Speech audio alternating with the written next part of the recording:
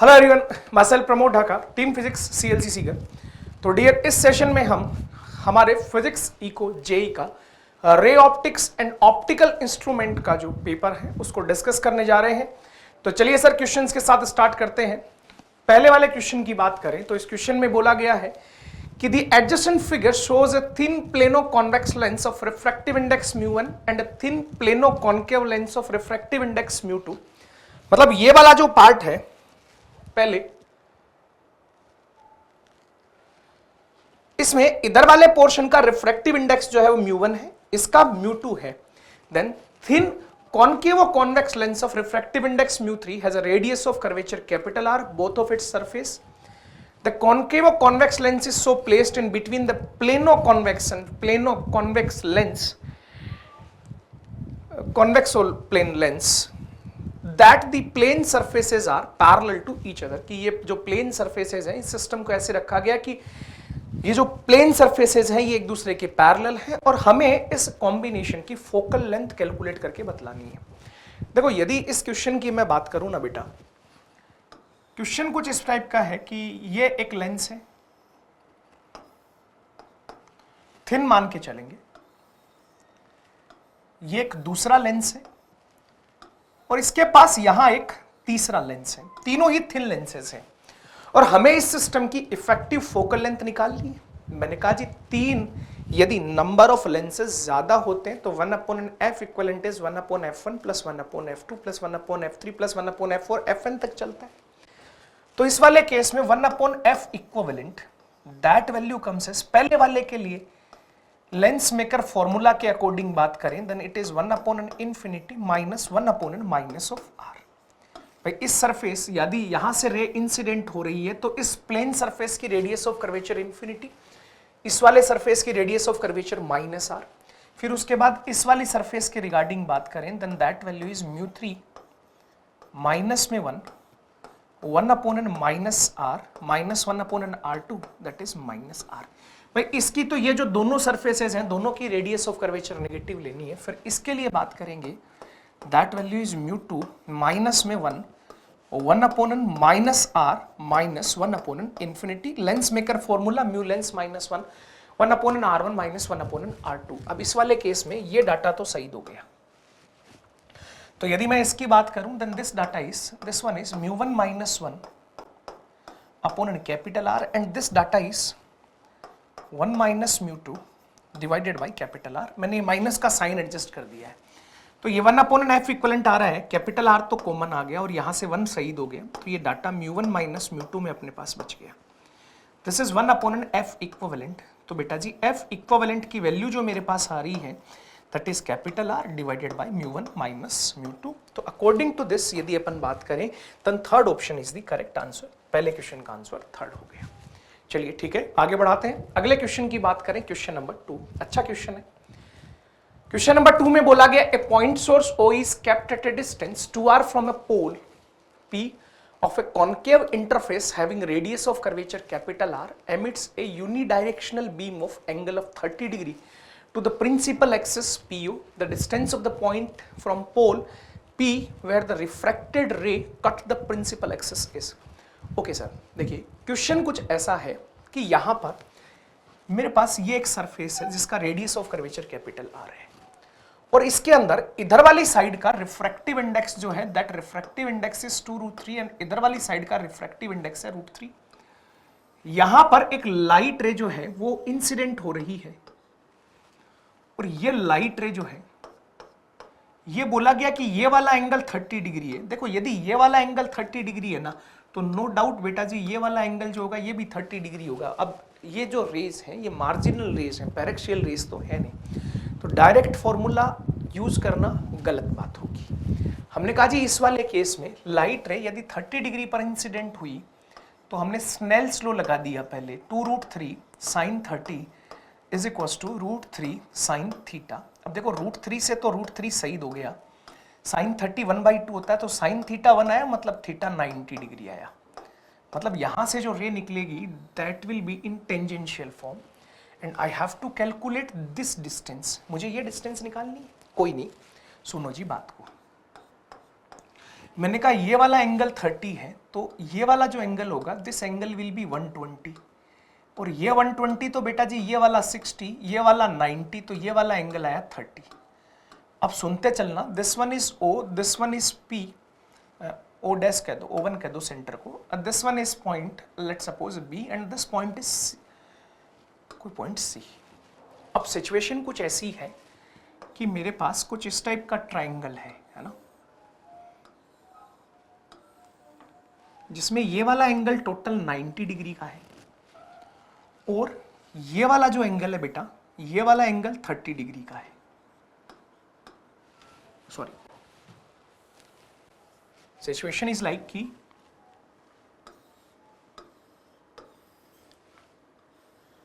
ये वाला 90 है, पॉइंट P यहां है, देखो ये R है रेडियस के इक्वल, ये एंगल 30 डिग्री है, तो ये R sin 30, मतलब ये डाटा R/2 के इक्वल होगा, और ये डाटा √3R/2 के इक्वल होगा।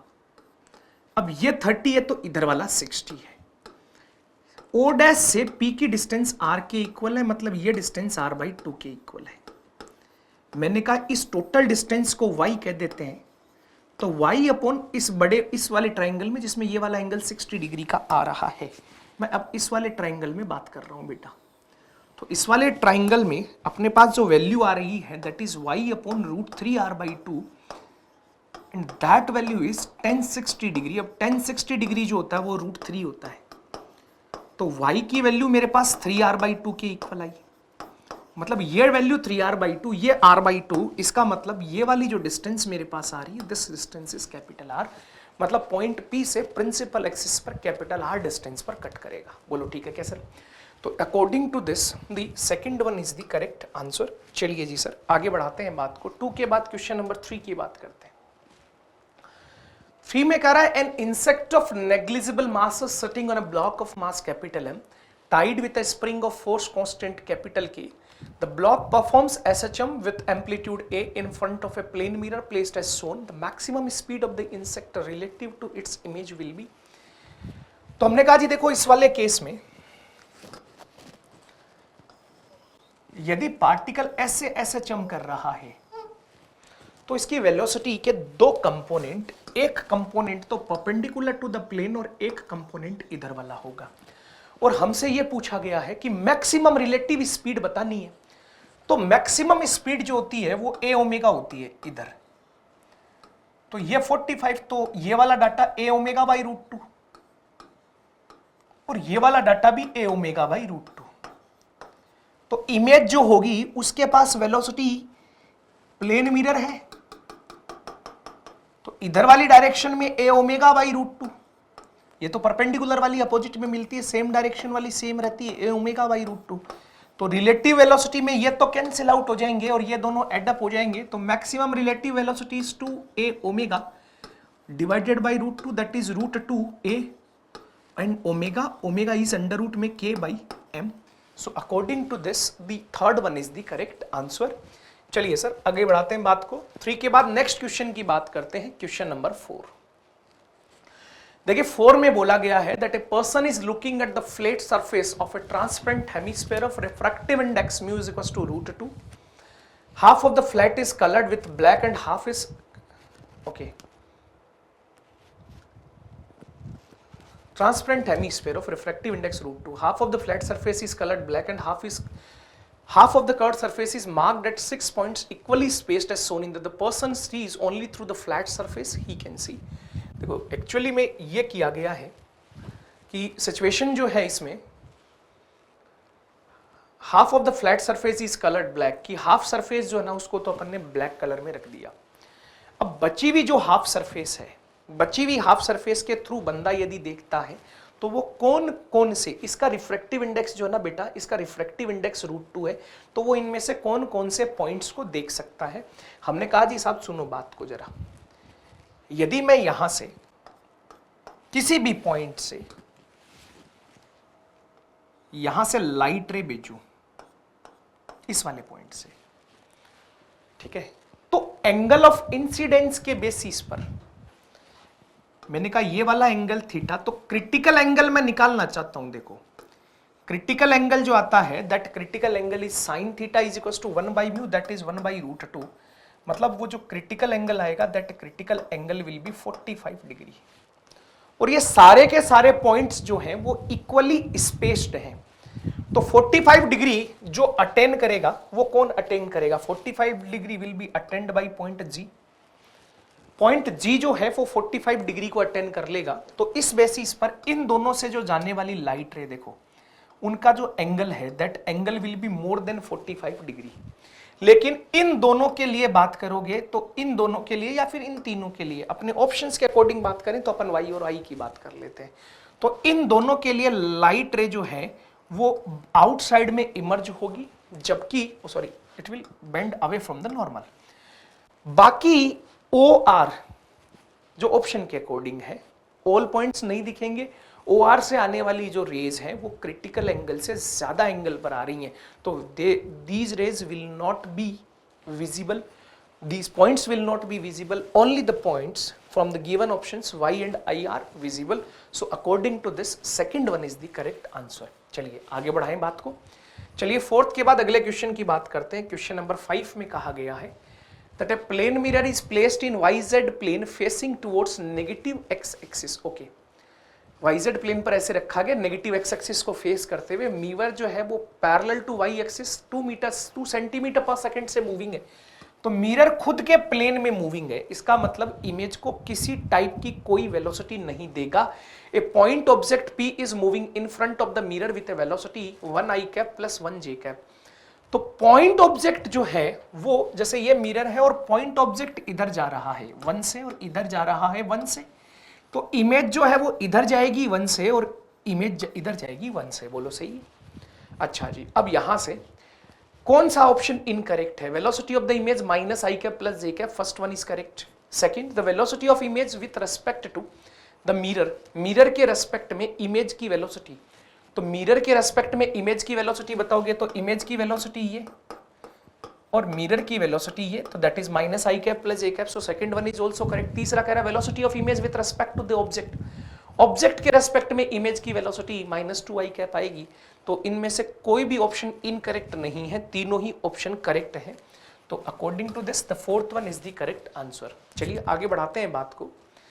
5 के बाद नेक्स्ट क्वेश्चन के अपन बात करते हैं, क्वेश्चन नंबर 6।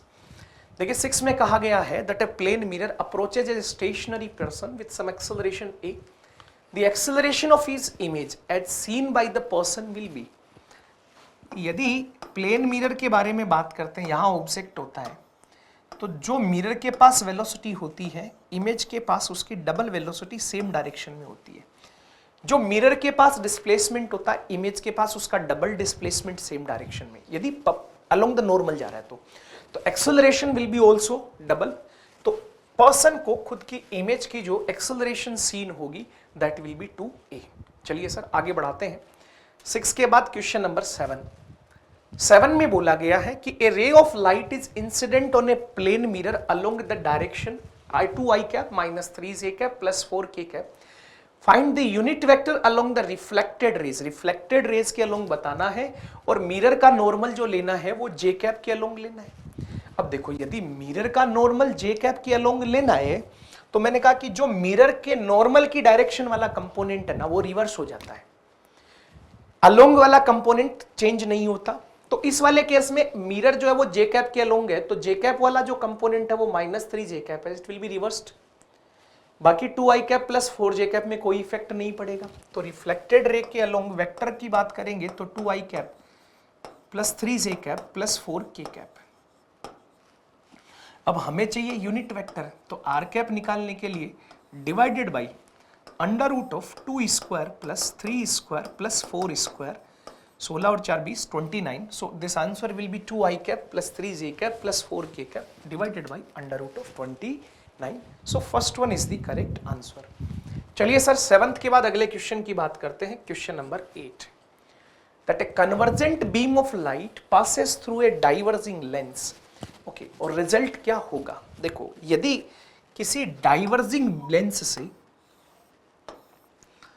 कन्वर्जेंट बीम डाली जाती है तो वो डिपेंड करता है कि एक्चुअली में वो किस लोकेशन पर है। जैसे मान लो वो फोकस पर हुई तो वो लाइट रे कुछ ऐसी निकल जाएगी। सही बात।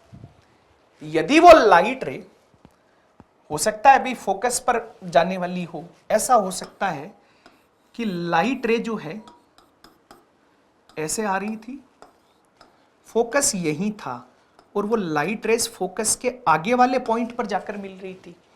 आपको डायरेक्ट समझ में नहीं आता तो देखो सीधी बात, इसमें लेंस फॉर्मूला लगा दो। तो मैंने कहा 1/v, मान लो फोकल लेंथ 5 है या फिर 10 ले लेते हैं और u को 20 ले लेते हैं, तो 1/u की जगह मैंने डाला प्लस में 20 इज इक्वल टू, इसकी फोकल लेंथ 10 लिए तो -1/10। तो 1/v that data comes as -1/10 plus में 1/20, सो दिस इज -1/20। इसका मतलब v की वैल्यू -20 आ रही है। यदि -20 है इसका मतलब रेज जो है वो एक्चुअली में कुछ ऐसे गई है पीछे की तरफ मीट करती हुई। लेकिन यदि मैं u का डाटा f से कम ले लूं तो 1/v माइनस में 1/5 इज इक्वल टू -1/10। तो 1/v that value comes as -1/10 plus 1/5, तो v कम्स एज +10। मतलब इस वाले केस में यदि लाइट रेज जो है, समझने का सबसे बढ़िया तरीका यही है, ऐसे मिल रही थी, फोकस यहां था, लाइट रेज कुछ इस टाइप से मिलती हुई जा रही है, तो आगे वापस से कन्वर्जेंट हो रही है। तो यदि ऐसा केस आता है तो emerging light rays converging, diverging और पैरेलल तीनों टाइप की पॉसिबल है। तो according to this the fourth one is the correct answer, all of the above. चलिए सर आगे बढ़ाते हैं। 8th के बाद क्वेश्चन नंबर 9 की बात करते हैं। देखो 9 अच्छा क्वेश्चन है। 9 में हमें उसे शॉर्टेस्ट टाइम में क्यों तक पहुंचना, थोड़ा सा कंसेप्ट डील कर लेता हूं। अपन हमेशा ये पढ़ के चलते हैं लाइट के केस में कि लाइट ऐसे 5 से 2 पॉइंट्स के बीच में ट्रैवल करती है जिनके बीच में उसे शॉर्टेस्ट टाइम लग रहा हो। तो हमने सेम कंसेप्ट इस क्वेश्चन में यूज किया है। अब क्वेश्चन क्या है कि एक बंदा जो है वो P से शुरू कर रहा है और Q पर पहुंचना है। P crosses a 4 meter wide lagoon and reaches point Q in the shortest possible time by path shown. Okay. If the person swims at a speed of, मतलब वो जो खाई है उस खाई में पानी जो है वो स्टेशनरी है, ये बोला गया लास्ट में, water is in rest. If the person swims at a rate of 3 km/h and walks at a speed of 4 km/h, तो उसका टाइम ऑफ जर्नी बताना है। मैंने कहा इस वाले केस में हम एक काम करते हैं, इसे यहां से किसी एक एंगल थीटा पे बेचते हैं। यदि ये वाली डिस्टेंस 3 किलोमीटर, बहुत आसान सा क्वेश्चन बना के दिया गया है कि भाई साहब ये ऐसे जा रहा है फिर ऐसे जाना है उसको, और टाइम ऑफ जर्नी बताना है उसका, तो ये ऐसा पाथ लेता है लाइट। तो हम लाइट वाले कंसेप्ट से चले, मतलब इधर वाला एंगल थीटा, तो इधर उसे किस एंगल पर बेंड होना चाहिए बंदे को, लाइट वाले के अकॉर्डिंग चल रहा है। तो हमने कहा जी इस वाले केस में mu water that is 4/3 into में sine this angle is this one is, तो 3/4 के अकॉर्डिंग बात करें तो 37 sine 37 is 3/5 is equal to mu की वैल्यू 1 साथ में साइन थीटा। सो थीटा आपके पास 53 डिग्री आया। देखो यदि थीटा 53 डिग्री आता है इसका मतलब ये वाला एंगल 37 आता है और ये वाला एंगल 37 आता है ना बेटा, ये डिस्टेंस 6 है तो ये डिस्टेंस 10 आ जाती है, ये 4 है ये 3 है तो ये डिस्टेंस कितनी आ जाती है 5। तो बंदे को जो टाइम लग रहा है वो 5/3 तो इसमें लग रहा है और 5/4 इसमें लग रहा है, तो total time of the journey is 5/3 hours plus 10/4 hours that is 5/2। ये हुआ मेरे पास 1 आवर 40 मिनट्स और ये हुआ मेरे पास 2 आवर्स 30 मिनट्स। तो टोटल जर्नी की बात करें तो 3 तो ये 4 ये 10 मिनट ऊपर बच गए, so this will be 4 hours 10 minute. जो total time of the journey will be 4 hours 10 minute. So according to this first one is the correct answer. इसमें यहां पर एंड होगा, आपके पेपर में लिखा हुआ है यहां नहीं है। चलिए आगे बढ़ाते हैं बात को। क्वेश्चन नंबर 9 के बाद नेक्स्ट क्वेश्चन की मैं बात करूं, the next one is question number 10 कि a person can not see clearly an object kept at a distance beyond of 100 centimetre, कि एक बंदा जो है वो 100 सेंटीमीटर से ज्यादा डिस्टेंस पर रखे हुए किसी भी ऑब्जेक्ट को देखने में पॉसिबल नहीं है, वो 100 सेंटीमीटर से ज्यादा डिस्टेंस का। तो हमें वो बताना है कि नेचर बताना है and power of lens use seeing the clearly the object as infinity, तो अपन प्लस और माइनस लेंगे ना तो नेचर भी आ जाएगा। प्लस आप बता रहे हो तो कन्वर्जिंग लेंस, माइनस मतलब डाइवर्जिंग लेंस। अब इस बंदे को नियर साइटेडनेस है, दूर की ऑब्जेक्ट्स क्लियरली नहीं दिख रहे हैं, तो यदि इनफाइनाइट का ऑब्जेक्ट 100 तक आ गया तो उसके बाद तो आई देख लेगी। तो लेंस का वर्क यही है कि इनफाइनाइट वाले ऑब्जेक्ट की इमेज को 100 तक बना देना ताकि आई उसे क्लियरली देख ले। तो मैंने फॉर्मूला लगाया 1/v minus 1/u is equal to 1/f। तो यहां से बात करने पर उसकी फोकल लेंथ जो आ रही है that focal length is -100 centimetre, मतलब कितना, -1 मीटर। पावर पूछी गई है, पावर 1/f होता है बेटा लेंस का, तो इसकी जो पावर आ रही है लेंस की that is -1 dioptre. So according to this second one is the correct answer. चलिए आगे बढ़ाते हैं सर।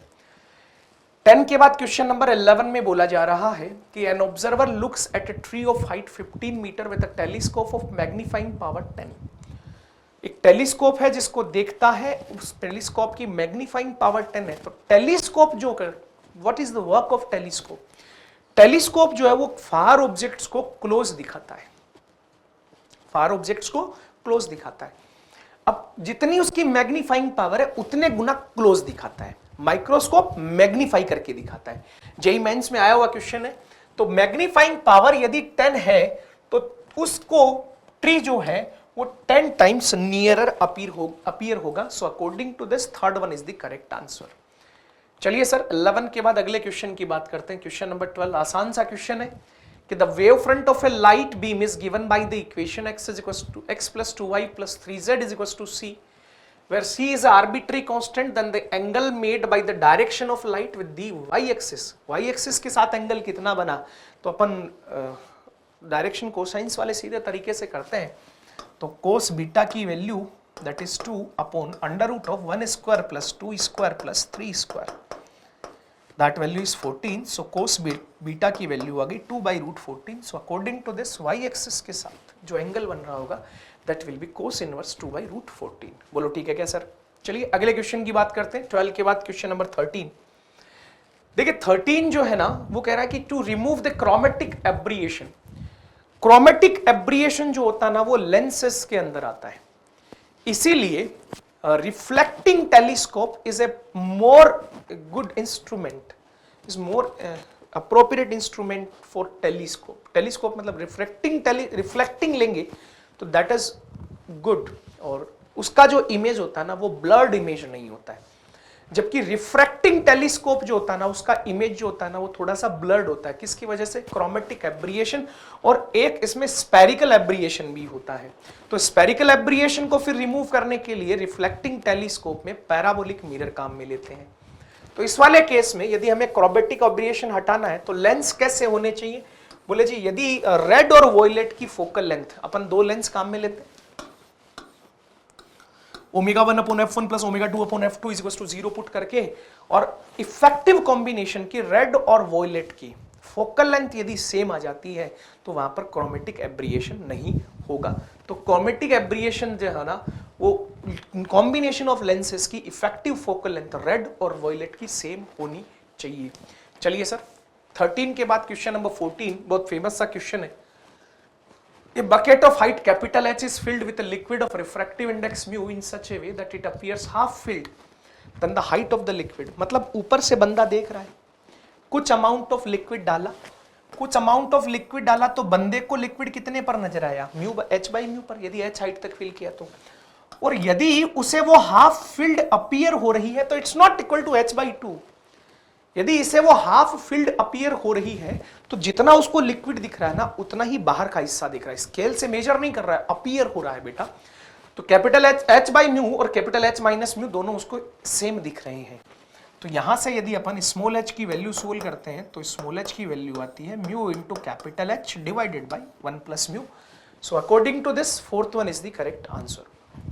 चलिए 14 के बाद अगले क्वेश्चन की बात करते हैं। क्वेश्चन नंबर 15 में बोला गया है कि a liquid of refractive index 1.33 is placed between the two identical plano-convex lenses with refractive index 1.5। दो पॉसिबल अरेंजमेंट बनाए गए हैं और ये बताना है कि दोनों ही कन्वर्जेंट हैं या डाइवर्जेंट हैं। हमने कहा जी साहब देखो पहले वाले लेंस की यदि इफेक्टिव फोकल लेंथ निकालते हैं then it is 1.5 minus 1 upon an infinity minus 1 upon an minus r plus में बीच वाला लिक्विड 1.33 माइनस 1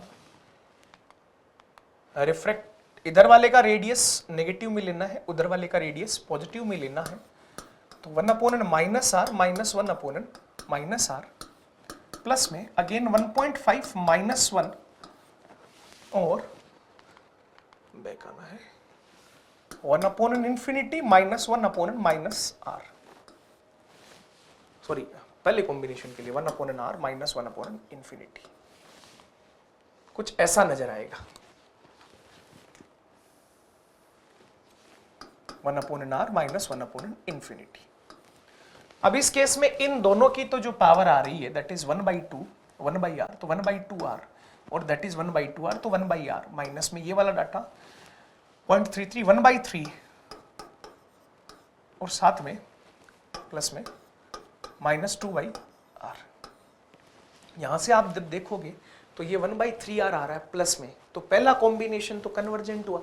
दूसरे के लिए जब आप बात करोगे ना, तो दूसरे वाले के केस में 1.5 minus 1r 1 upon n infinity minus 1 upon n minus r second combination के लिए, फिर प्लस में 1.33 minus 1, this data is 1 upon n minus r minus 1 upon n infinity plus में 1.5 minus 1 upon n infinity minus 1 upon n minus r। तो ये वाला data तो again 1 upon N r आ गया। अब ये वाला डाटा जो मेरे पास आ रहा है, this value is 1/3 and this is 1/r, तो माइनस 1/3r। यहां से फिर देखोगे तो फोकल लेंथ जो है वो पॉजिटिव आ रही है, पहले वाले केस में भी फोकल लेंथ पॉजिटिव आ रही है, दूसरे वाले केस में भी फोकल लेंथ पॉजिटिव आ रही है। इसका मतलब ये जो सिस्टम है, both of these will be for convergent system, तो दोनों ही जो लेंसेज बन रहे हैं कॉम्बिनेशन के, they are convergent in nature. So according to this third one is the correct answer. चलिए 15 के बाद क्वेश्चन नंबर 16 की बात करते हैं। 16 में बोला जा रहा है point object is placed in front of a silvered plano convex lens of refractive index and radius of curvature capital R so that its image is formed on itself. Image इसके ऊपर ही बन रही है। यदि ऐसा है then the object distance is equal to, object की डिस्टेंस किसकी इक्वल है? सुनो, मान लो ये डिस्टेंस d है, ये पूछा गया है। यदि ये डिस्टेंस d है तो इधर बैठे ऑब्जर्वर को वो किस पर नजर आएगा? बोले जी d/n पर नजर आएगा। अब सुनना जरा बात को ढंग से, ये बहुत सिंपल सा कंसेप्ट है, ये पता है तो मजे है जीवन में। यहां से जो लाइट रे आ रही है आफ्टर रिफ्रैक्शन, यदि वो लाइट रे इस प्लेन मिरर पर नॉर्मली गिरती है, यदि प्लेन मिरर पर वो लाइट रे normally, sorry this value will B not be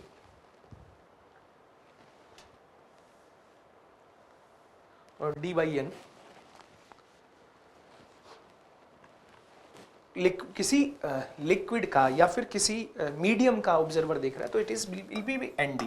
okay, अब यदि ये इधर वाला देख रहा है, इधर ही इससे ये डिस्टेंस r के इक्वल नजर आती है, मतलब लाइट रेज इस पर नॉर्मली गिर रही है, तो लाइट रेज जैसे आ रही थी वैसे ही वापस जाएंगी। कुछ एफ इक्वलेंट वगैरह कैलकुलेट करने की जरूरत नहीं है, नॉर्मली डाल दो। तो हमने यहां से कहा कि डिस्टेंस d की वैल्यू जो मेरे पास निकल कर आ रही है ऑब्जेक्ट की, that distance will be r/n from this system. चलिए सर 16 के बाद अगले क्वेश्चन की बात करते हैं, क्वेश्चन नंबर 17 में कहा गया है कि figure shows two parallel rays incident on a mirror, they are reflected as parallel rays as shown in the figure. What is the nature of the mirror? कि लाइट रेज, इंसिडेंट रेज ऐसे आ रही है और reflected raise भी ऐसे जा रही हैं, तो यदि जो हमारा वेव फ्रंट है, इंसिडेंट और रिफ्लेक्टेड दोनों पैरेलल होते हैं, तो वो केवल और केवल किस केस में हो सकता है? बोले जी सर वो केवल और केवल प्लेन मिरर के केस में हो सकता है। So according to this first one is the correct answer.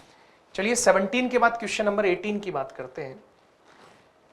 Critical angle of light passing from glass to air is minimum for. Critical angle किसके लिए मिनिमम होगा? तो मैंने कहा जी साहब क्रिटिकल एंगल की वैल्यू जो होती है वो 1/μ होती है, वैसे तो प्रोपोर्शनल लिख दो, और म्यू इनवर्सली प्रोपोर्शनल होता है लैम्डा के, जिसके लिए लैम्डा ज्यादा उसके लिए म्यू कम। तो हमने कहा जी हमारे क्रिटिकल एंगल के केस में साइन थीटा सी जो है that is proportional to lambda.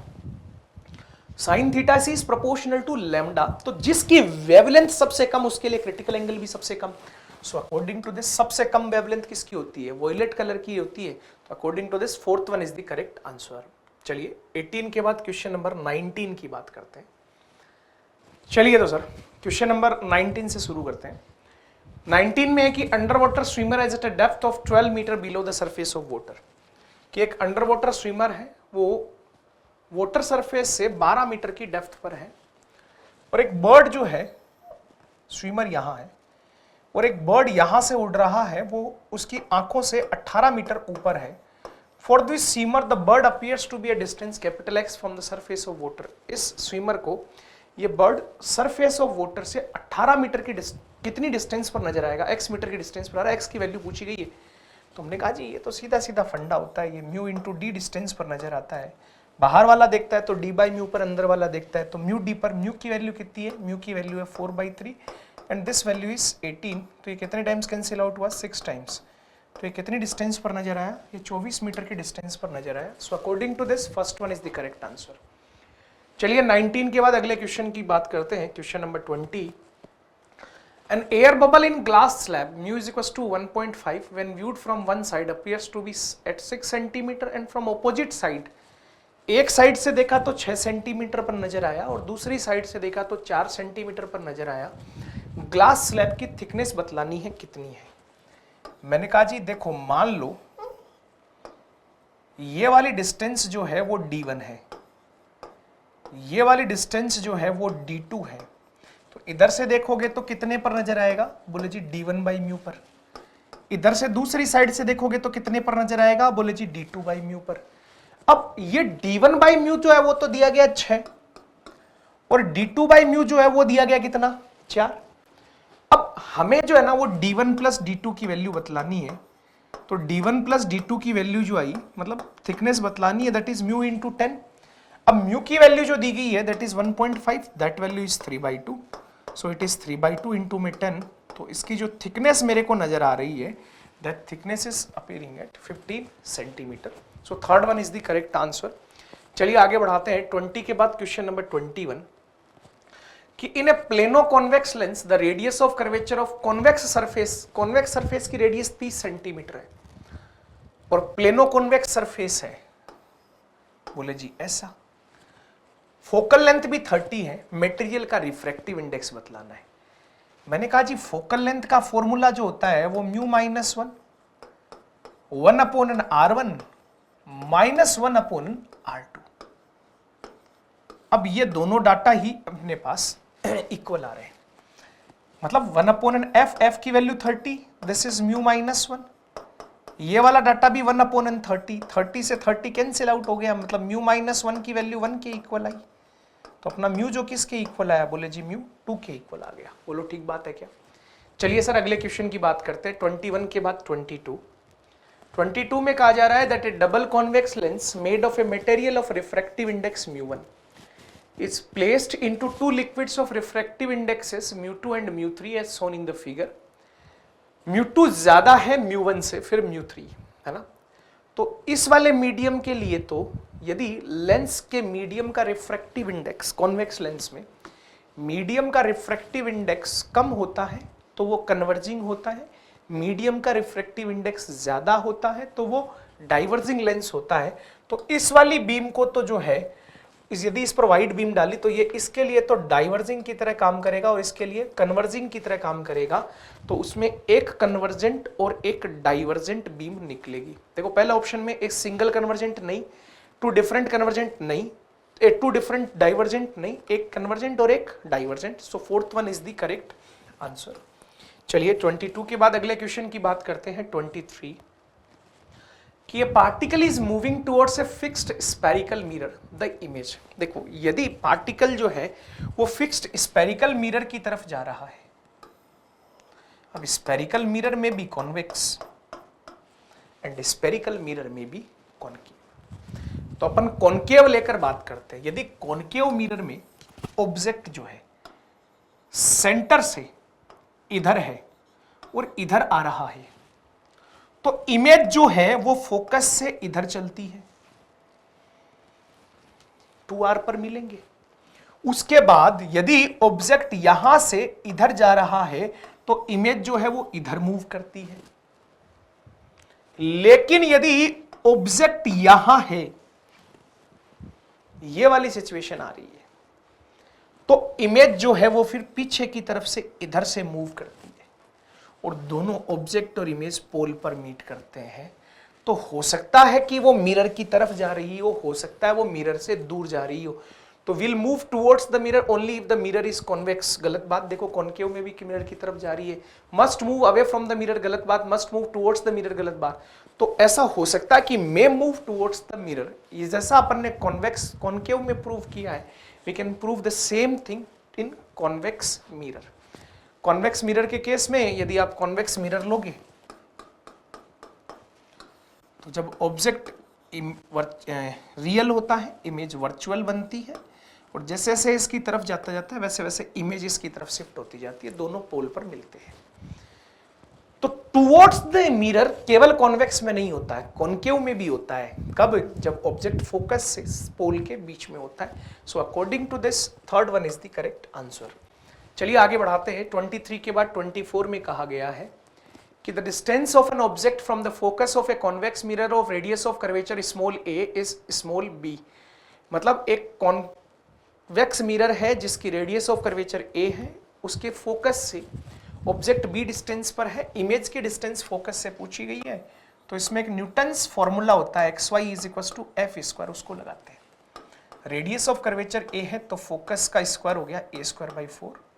x की वैल्यू b दे रखी है, y की वैल्यू पूछी गई है, that value comes as a square divided by 4b। So according to this third one is the correct answer.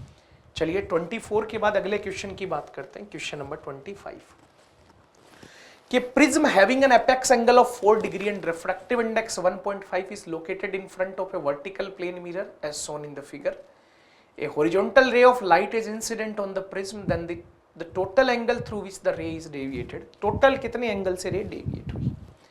मैंने कहा जी यदि प्रिज्म पर डालते हैं तो प्रिज्म का डेविएशन तो μ-1 थिन प्रिज्म के केस में इनटू में a होता है, तो प्रिज्म का डेविएशन तो आया 2 डिग्री का। मतलब जब लाइट रे इस प्लेन मिरर पर इंसिडेंट हो रही है तो वो यहां से 2 डिग्री के एंगल पे पहले से ही आ रही है हॉरिजॉन्टल लाइट रे प्रिज्म से क्रॉस करने के बाद। तो इधर से कितने पर जाएगी? 2 पर ही जाएगी। बोलो सही। तो यहां से यदि आप बात करोगे तो ये जो डेविएशन प्रोड्यूस होकर आ रहा है, ये वाला, ये डेविएशन कितने डिग्री का आया? ये डेविएशन आया 176 डिग्री का। ये डेविएशन 176 डिग्री का आया। उसके बाद यदि मैं पुराने वाले डेविएशन को और जोड़ के देखूं, क्योंकि लाइट रे हॉरिजॉन्टल से कितने डिग्री पर जा रही है? हॉरिजॉन्टल से 2 डिग्री पर जा रही है। तो इसमें जो टोटल डेविएशन निकल के आएगा दैट विल बी 176 प्लस में 2, so the total deviation will be 178 degree, वो भी क्लॉकवाइज सेंस में। तो according to this fourth one is the correct answer. यहाँ स्लाइड में आपको 176 दिख रहा होगा, आपके पेपर में दैट डाटा इज 178। चलिए सर आगे बढ़ाते हैं बात को। क्वेश्चन नंबर 25 के बाद आगे बात करें the next one is question number 26। देखो 26 में क्या कहा जा रहा है? There is a small black dot at the center of a solid glass sphere of refractive index mu. When seen from outside, the dot will appear to be located at. कि dot कहाँ located appear होगा? रखा कहाँ है? Centre पे।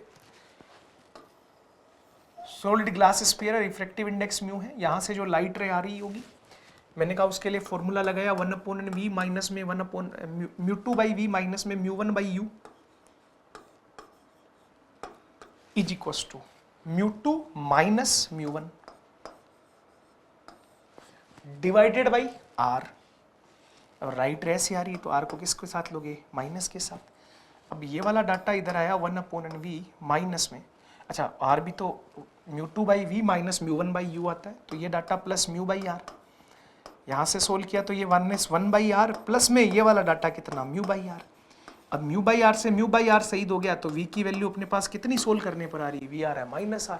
मतलब हर case के लिए ये तो म्यू की वैल्यू पर डिपेंड ही नहीं कर रहा, हर बात के लिए c पर ही नजर आएगा। सो second one is the correct answer. चलिए 26 के बाद 27 की बात करते हैं कि thin symmetrical double convex lens of power P is cut into 3 parts as shown in the figure. 3 parts में काटा गया है, एक ही पावर। जब अपन प्रिंसिपल एक्सिस के अलोंग वाली पैरेलल में काटते हैं तो फोकल लेंथ में कोई इफेक्ट नहीं पड़ता, पर रेडियस ऑफ कर्वेचर दोनों सरफेसेस की सेम है, इसके लिए भी, इसके लिए भी, इसके लिए भी, तो तीनों की फोकल लेंथ ओरिजिनल लेंस के इक्वल ही होगी। फोकल लेंथ ओरिजिनल लेंस की इक्वल है तो पावर भी ओरिजिनल लेंस की पावर के इक्वल होगी। So according to this the fourth one is the correct answer. चलिए 27 के बाद अगले क्वेश्चन की बात करते हैं। 28 में कहा गया कि what should be the value of distance g so that final image formed at the object itself, कि फाइनल इमेज ऑब्जेक्ट पर ही बने। मैंने कहा इसकी फोकल लेंथ 10 है और ऑब्जेक्ट को 10 पे रखा है, मतलब यहां से जो आने वाली लाइट रेज हैं वो प्रिंसिपल एक्सिस के पैरेलल जाएंगी और इसके बाद ये डाइवर्जेंट होंगी। यदि ये डाइवर्जेंट हो रही, अगला कह रहा कि ये जो डाइवर्जेंट बीम्स है ना वो अपने को यहां पर ही मिल रही हैं ऑब्जेक्ट पर ही। तो सीधी सी बात है, ये 10 है, ये टोटल 20 होना चाहिए, तो ये डिस्टेंस d की वैल्यू कितनी होनी चाहिए? 10 centimetre. So according to this first one is the correct answer. चलिए सर आगे बढ़ाते हैं। 28 के बाद the next one is question number 29 कि the minimum distance between the real object and the real image. ये आपको याद होगा, लेंस डिस्प्लेसमेंट मेथड में अपन पढ़ते हैं कि यहां पर अपन एक सरफेस लेते हैं, इस सरफेस के साथ यहां पर एक लेंस को रखते हैं, यहां पर अपन ऑब्जेक्ट रखते हैं, इसकी ऑब्जेक्ट की डिस्टेंस को u लेते हैं, यहां पर इमेज बनती है d माइनस u डिस्टेंस पर। तो जब अपन इसमें इक्वेशन बनाते हैं तो 1/v माइनस में 1/u is equal to 1/f। अब आप यहां से u की दो वैल्यूज के लिए जब इस इक्वेशन को सोल्व करते हैं, दो अलग वैल्यूज के लिए, तो d² ग्रेटर देन 4df आता है, मतलब d ग्रेटर देन 4f आना चाहिए। ये क्वाड्रेटिक इक्वेशन है, लेंस डिस्प्लेसमेंट मेथड सभी का पढ़ा हुआ है। तो इसका मतलब रियल इमेज तभी बन सकती है जब लेंस रियल ऑब्जेक्ट और रियल इमेज के बीच की डिस्टेंस जो है, रियल ऑब्जेक्ट की रियल इमेज तभी बन सकती है एटलीस्ट, मतलब उधर 2f पर और इधर भी कितने पर हो, 2f पर हो। ये मिनिमम डिस्टेंस होती है उनके बीच, जब अपन इधर रियल ऑब्जेक्ट लेकर और स्क्रीन पर उसकी रियल इमेज ऑब्टेन करते हैं। ये मिनिमम क्राइटेरिया होता है कि उनकी डिस्टेंस जो है that should be greater than equal to 4f। तो ये u और ये v, तो दोनों के बीच का मिनिमम सेपरेशन कितना हुआ? That minimum separation is 4f। चलिए 29 के बाद अगले क्वेश्चन की बात करें, question number 30। If a symmetrical biconcave lens is cut into two identical halves, they are placed in different ways as shown। देखो पहला ऑप्शन जो है उसमें कहा गया कि 3 इमेजेस बनेंगी। कौन कौन सी? पहली इमेज जो पहले लेंस से बनेगी, एक इमेज जो दोनों लेंस से क्रॉस करने पर बनेगी और एक इमेज जो केवल इस वाले लेंस से क्रॉस करने पर बनेगी। प्रिंसिपल एक्सिस भी तो शिफ्ट होगी तो इमेज की लोकेशन अलग अलग आएगी। तो इस पहले वाले केस में 3 इमेजेस आएंगी। दूसरा कह रहा है 2 images will be formed in case first, गलत। 1 image will be formed in case first, गलत।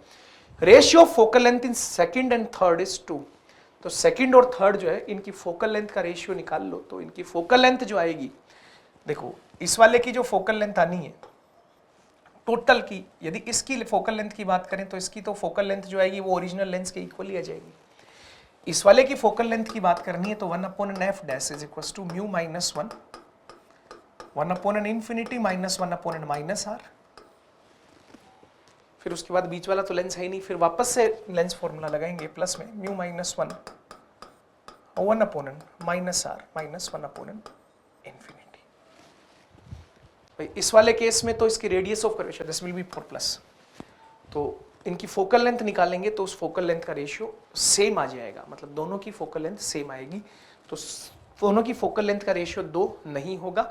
सो according to this only first option is the correct answer. तो 30 का जो आंसर आ रहा है दैट इज द फर्स्ट। चलिए 30 के बाद क्वेश्चन नंबर 31 की बात करते हैं। 31 में अपने को बोला गया है inside a solid glass sphere of radius capital R a point source of light is embedded at a distance small x from the centre of the sphere. The solid sphere is surrounded by an air of refractive index 1। The maximum angle of incidence for rays incident on the spherical glass air interference directly from the point sources। Okay, देखिए situation कुछ ऐसी है कि ये मेरे पास एक spherical glass है, इसके ऊपर मेरे पास यहाँ पर एक पॉइंट ऑब्जेक्ट रखा हुआ है। मेरे को ये देखना है कि मैक्सिमम एंगल ऑफ इंसिडेंस कितना हो सकता है। मैंने कहा जी साहब देखो ये डिस्टेंस जो है वो x है, लाइट रे मान लो यहाँ पर इंसिडेंट हुई इससे, तो ये नॉर्मल हो गया, this is the angle of incidence I। Let's suppose this angle is theta. तो हमसे यह पूछा गया है कि मैक्सिमम एंगल ऑफ इंसिडेंस कितना होगा। अब थीटा तो किसी भी डायरेक्शन में जा सकती है लाइट रे। तो हमने कहा जी देखो ये डिस्टेंस x है, ये डिस्टेंस r है, तो मैंने कहा r upon sine theta, sine लो लगा दिया मैंने। r अपॉन साइन थीटा की वैल्यू जो होगी वो x अपॉन साइन आई के इक्वल आएगी। तो साइन आई की वैल्यू जो मेरे पास आ रही है that value is coming as x upon N r into sine theta. अब मुझे आई मैक्सिमम चाहिए, तब होगा जब थीटा मैक्सिमम होगा। साइन थीटा की मैक्सिमम वैल्यू होती है 1, तो एंगल ऑफ इंसिडेंस की जो मैक्सिमम वैल्यू होगी that value will be sine inverse x upon N r। So according to this sine inverse x upon N r, second one is the correct answer. चलिए आगे बढ़ाते हैं। 31 के बाद question number 32। 32 में बोला जा रहा है कि two plane mirrors of length capital L are separated by a distance capital L and a man capital M2 is standing at a distance capital L from the connecting line of mirrors as shown in the figure. A man capital M1 is walking in a straight line at a distance 2L from the plane mirrors at a speed u. Then the man M2 at O will be see the image M1 for a total time of okay. देखिए situation कुछ ऐसी है कि यहां पर कुछ mirrors हैं और ये बंदा है, यहां से 2L डिस्टेंस पर एक बंदा इस लाइन पर चल रहा है, तो ये कितने टाइम तक उसको देखेगा। मैंने कहा सुनो, वो उल्टा फील्ड ऑफ व्यू में चलते हैं कि इस लाइन पर कितनी डिस्टेंस पर इसकी इमेज नजर आएगी।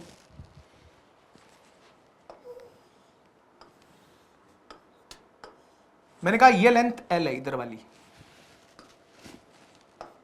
है ना, और ये लेंथ 2L है। ये डिस्टेंस ऑब्वियसली L बाई 2, तो ये डिस्टेंस कितनी L।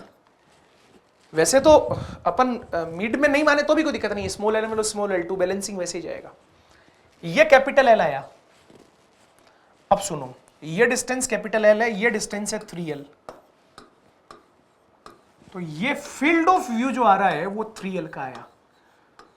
तो जितने टाइम तक M2 M1 को देख पाए उतने टाइम तक M1 M2 को देख पाएगा। तो कितनी डिस्टेंस के लिए देख पाएगा 3L इधर, नीचे भी कितनी डिस्टेंस तक देख पाएगा 3L नीचे, 3L डिस्टेंस ऊपर, 3L डिस्टेंस नीचे, बीच में जब ये बिल्कुल एग्जैक्टली एक्चुअली इस मिरर के सामने होगा, वहां से लेकर जब इस मिरर के सामने तक पहुंचेगा, इस वाले पॉइंट तक, इस पॉइंट तक, तब तक वो इमेज को नहीं देख पाएगा।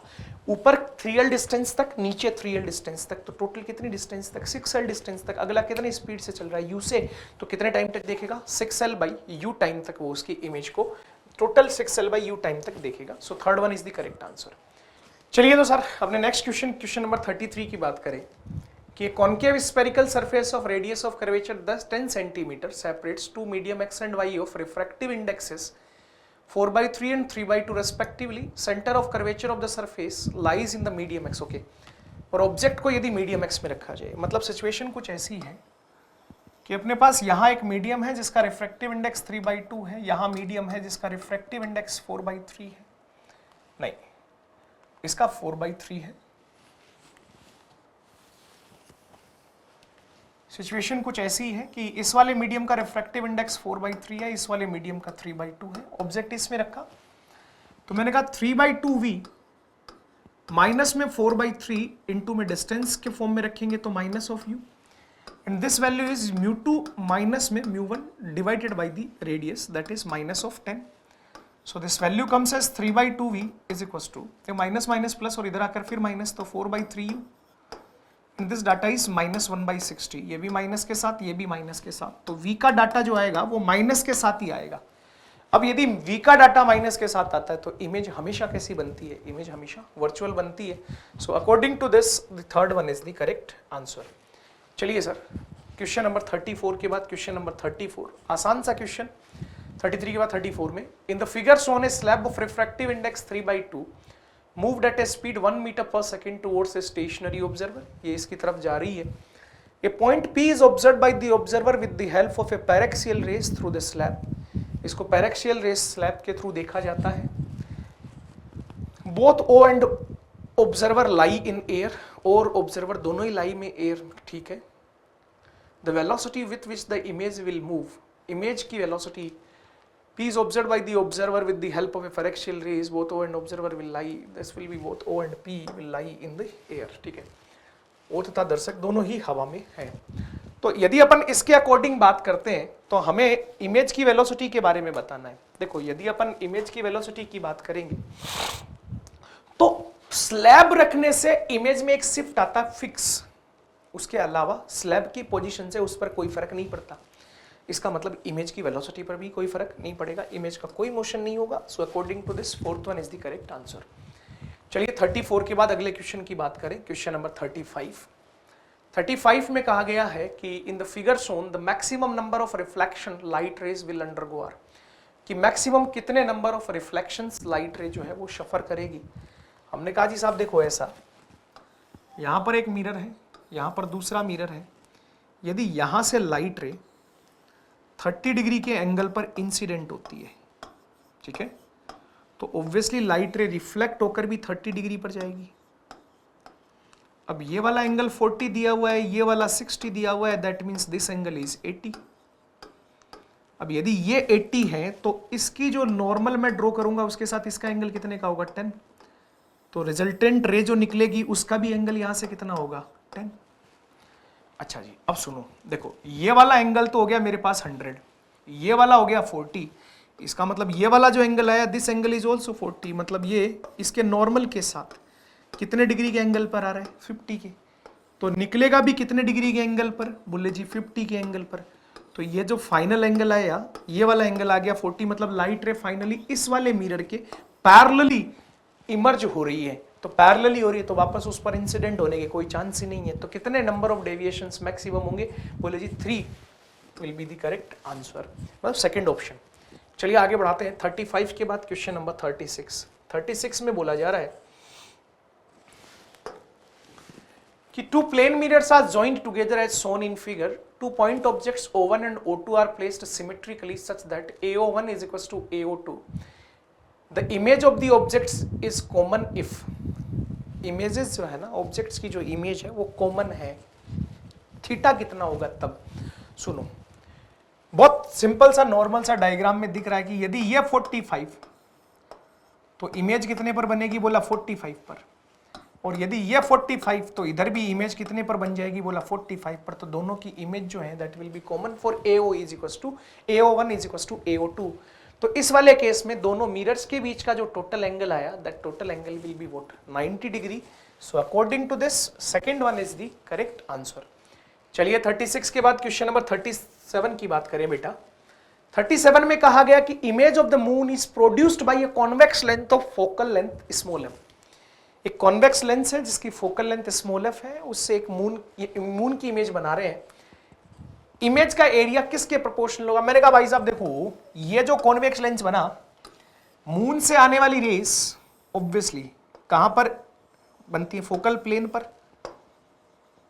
यदि ये थीटा एंगल पर आ रही हो, ये एफ हो, तो ये वाली डिस्टेंस कितनी आती है, एफ थीटा। इधर से आने वाली रेस भी यही मिलेंगी। तो उसकी जो रेडियस आती है, मतलब जो इमेज बनती है उसकी जो रेडियस बनती है दैट इज एफ थीटा। तो उसका जो एरिया बनेगा that will be pi f square theta square. तो उसका जो इमेज का एरिया है that area is proportional to what, f square. So second one is the correct answer. चलिए 37 के बाद क्वेश्चन नंबर 38 की बात करते हैं। 38 में बोला गया है कि एक मिरर है जिसकी लेंथ कैपिटल L है, वो हॉरिजॉन्टली मूविंग है व्हील वेलोसिटी से। The mirror is illuminated by a point source of light capital P placed on the ground. The rate at which the length of the light is poured on the ground increasing. Ground पर इसकी length की, मतलब जो image बन रही है उसकी length की इंक्रीमेंट रेट क्या होगी। सुनना जरा बात को, क्या कह रहा है। मैंने कहा मान लो प्लेन मिरर यहां है कुछ टाइम के बाद और पॉइंट सोर्स यहां है, यहां से एक लाइट रे इंसिडेंट हुई, रिफ्लेक्ट होकर यहां गिरी, यहां से एक लाइट रे इंसिडेंट हुई, रिफ्लेक्ट होकर यहां गिरी। मैंने कहा यदि मिरर यहां से x डिस्टेंस पर गया तो ऑब्वियसली ये भी यहां से x डिस्टेंस पर आएगा। ये वाली जो रे है, मिरर की लेंथ L है, तो ये वाली रे यहां से कितनी डिस्टेंस पर गिरी, L प्लस एक्स पर। तो ये वाली भी यहां से कितनी डिस्टेंस पर गिरेगी, L प्लस एक्स पर। देखो ये डिस्टेंस 2x है, ये 2l प्लस 2x है, इसका मतलब ये वाली जो डिस्टेंस है, ये वाली डिस्टेंस कितनी है 2l, and that thing is independent of small x। मतलब ये वाला जो डाटा था, मिरर जो x डिस्टेंस मूव करके गया था उस पर डिपेंड ही नहीं कर रही है। यदि उस पर डिपेंड ही नहीं कर रही है तो उसकी लेंथ में कोई इंक्रीमेंट किसी टाइप का कभी भी नहीं होगा, नहीं होगा। इसका मतलब उसकी स्पीड कितनी होगी, that speed will be 0। So according to this 38 का करेक्ट आंसर सेकंड वन आ रहा है। चलिए आगे बढ़ाते हैं। 38 के बाद क्वेश्चन नंबर 39। देखिए 39 में क्या कहा जा रहा है कि an object capital O is kept in air in front of a thin plano convex lens of radius of curvature 10 centimetre, 10 centimetre वाले के सामने रखा गया है। रिफ्रैक्टिव इंडेक्स 3/2 है, मीडियम का रिफ्रैक्टिव इंडेक्स जो है वो 4/3। What should be distance the object rays become parallel finally, मतलब ऑब्जेक्ट से आने वाली रेज पैरेलल ही हो जाए। अब सुनो मेरी बात को, यदि पहली सरफेस से ही रेज पैरेलल होगी ना, यदि पहली सरफेस से रेज पैरेलल होगी तो हमेशा पैरेलल रहेंगी, क्योंकि फिर इस पर पैरेलल ही गिरेंगी तो आगे पैरेलल ही निकलेंगी। मतलब केवल और केवल एक सरफेस के बारे में सोचना है। मैंने कहा जी साहब इसका रिफ्रैक्टिव इंडेक्स 3/2, रेज पैरेलल मतलब इनफाइनाइट पर, माइनस में μ1 इज 1 डिवाइडेड बाय u की value distance minus u is equal to μ2 minus μ1 divided by radius of curvature, इसका प्लस में आएगा। तो यहां से सोल्व करने पर u की वैल्यू जो आ रही है दैट वैल्यू इज 20 सेंटीमीटर। यदि u को इससे 20 सेंटीमीटर पर रखा तो पहले वाली जो कर्व सरफेस है ना, इसी से आने वाली रेज पैरेलल हो जाएंगी। अब उसके बाद आगे की सारी सरफेसेस तो प्लेन सरफेसेस हैं, तो प्लेन सरफेसेस में रेज हमेशा कैसी गुजरेंगी, पैरेलल ही गुजरेंगी। So according to this third one is the correct answer, 39 का 3। चलिए क्वेश्चन नंबर 40 की बात करते हैं। 40 में बोला जा रहा है कि एक डाइवर्जिंग लेंस है जिसकी फोकल लेंथ 10 सेंटीमीटर है, प्लेन मिरर के सामने रखा गया है। लाइट जो है वो बहुत फार के ऑब्जेक्ट से आ रही है, फार से आ रही है और falls on the lens. The final image at a distance, final image जो है वो कहां पर बनेगी। ये डिस्टेंस d जो है ये भी 10 सेंटीमीटर मेंशन की गई है यहां पर। मैंने कहा जी ठीक है। अब सुनो बात को, डाइवर्जिंग लेंस की फोकल लेंथ जो है वो 10 सेंटीमीटर है। हमने कहा इसकी फोकल लेंथ 10 सेंटीमीटर है, इनफाइनाइट से रेज आ रही हैं, तो ये रेज आफ्टर रिफ्लेक्शन, ये डॉटेड पार्ट होगा, उसके बाद ऐसा होगा, ऐसे रिफ्रैक्शन के बाद रेज ऐसे जाएंगी। ये प्लेन मिरर पर गिरी, अब ये प्लेन मिरर पर गिरी, प्लेन मिरर को ऑब्जेक्ट कितनी डिस्टेंस पर नजर आ रहा है, बोले जी 10, तो ये और 10 ही है, तो प्लेन मिरर को ऑब्जेक्ट नजर आ रहा है 10 पर, तो प्लेन मिरर जो इमेज बनाएगा वो कहां बना देगा, बोले जी प्लेन मिरर भी इमेज बना देगा 20 पर। ये 10 तो ये 20, तो 20 पर ही प्लेन मिरर इमेज बनाई। अब ये लाइट रे यहां से क्रॉस करने के बाद ऑब्वियसली अंदर वाली भी होंगी, इस लेंस पर गिरेंगी, तो लेंस को ऑब्जेक्ट 10 और 20 30 पीछे नजर आया और रेज आ रही है, मतलब इसके लिए रियल ऑब्जेक्ट की तरह काम करेगा। तो लेंस जो है वो 1/v minus 1/u is equal to 1/f, that is minus 1/10। तो 1/v comes as minus 1/10 plus में 1/, माइनस में 1/30, 3/30, 1/30, 4/30, 4/30, तो v कम्स एज माइनस 7.5, मतलब लेंस से 7.5 पर, तो मिरर से 2.5 पर फाइनल इमेज। अब देखो 7.5 बिहाइंड द मिरर गलत बात, 7.5 फ्रंट ऑफ द मिरर गलत, मिरर से 2.5 सेंटीमीटर पर होगी। So according to this fourth one is the correct answer. चलिए 40 के बाद अगले क्वेश्चन की बात करते हैं। Question number 41। 41 में क्या बोला जा रहा है कि a fish in near the centre of a spherical fish bowl filled with water of refractive index 4/3, a child stands in air at a distance 2r from the center of the bowl. What distance from the center would the child nose appear to the fish situated at the center? मतलब situation कुछ ऐसी है, यहां पर जो person है जो कि यहां से कैपिटल R डिस्टेंस पर खड़ा है, distance 2r from the centre of the bowl. अब उसकी इमेज फिश को कहां दिखेगी, हमने कहा जी फिश के लिए तो ऑब्जेक्ट 2r डिस्टेंस पर हुआ, सॉरी इस सरफेस से देखेंगे तो पहले तो μ2 4/3 है ना अपॉन v माइनस में μ1 upon u is equals to μ2 minus μ1 divided by radius capital R plus में आएगा। This value is 4/3v is equals to this is 1/3r, इधर आकर minus 1/r, this value is -2/3r। तो 3 से तो 3 सही हो गया, v की वैल्यू जो आ रही है दैट इज -2r। मतलब यहां से कितना पीछे, 2r पीछे। तो फिश से कैपिटल R को और जोड़ दो तो फिश से जो टोटल सेपरेशन आ रहा है, दो total separation is 3r। So according to this third one is the correct answer. चलिए सर 41 के बाद अगले क्वेश्चन की बात करें, क्वेश्चन नंबर 42। 42 में क्या बोला जा रहा है कि an object is placed at a distance 15 centimetre from a convex lens of focal length 10 centimetre. Okay, on the other side of a lens there is a convex mirror. Convex lens की focal length जो है ना, इस lens की focal length 10 centimetre है और अपन ने यहाँ पर कॉन्केव मिरर को रखा है। Image formed by the combination coincide with the object itself. Image जो है वो ऑब्जेक्ट के साथ कोइंसाइड करे तो focal length of the convex mirror, convex mirror की फोकल लेंथ चाहिए। तो सबसे पहले सुनो मेरी बात को, मैंने कहा 1/v minus 1/u is equals to 1/f। सबसे पहले लेंस के लिए लेंस फॉर्मूला लगाया और देखा इमेज बनाएगा कहाँ। तो 1/v that value comes as 1/10 minus में 1/15, 3/30, 2/30, 1/30, v comes as 30 centimetre plus में। अब यदि v 30 है तो सुनो, लाइट रेज ऐसे जा रही है, यदि ये लाइट रेज सेंटर की तरफ जाती हुई गई तो जैसे जू गई थी वैसे ही लौट आएंगी। इसका मतलब ये डिस्टेंस जो कि क्वेश्चन के अकॉर्डिंग 20 सेंटीमीटर है, यदि इसका रेडियस ऑफ कर्वेचर हो जाए कॉन्वेक्स मिरर का तो लाइट रेज जैसे जा रही हैं वैसे ही आ जाएंगी। तो इस वाले केस में फोकल लेंथ पूछी गई है कॉन्वेक्स मिरर की, रेडियस 20, तो फोकल लेंथ जो होगी दैट विल बी 2 सेंटीमीटर। तो 42 का करेक्ट आंसर सेकंड। चलिए 42 के बाद अगले क्वेश्चन की बात करें, question number 43। A luminous point object is moving along the principal axis of a concave mirror of focal length 12 cm towards it. Okay. Luminous point object is moving along the principal axis of a concave mirror of focal length 12 cm towards it. 12 centimetre का है और वो mirror की तरफ जा रहा है। The velocity of the image पूछा गया है। When distance जब 20 सेंटीमीटर है तो ये इसकी तरफ 4 सेंटीमीटर पर सेकंड से मूविंग है।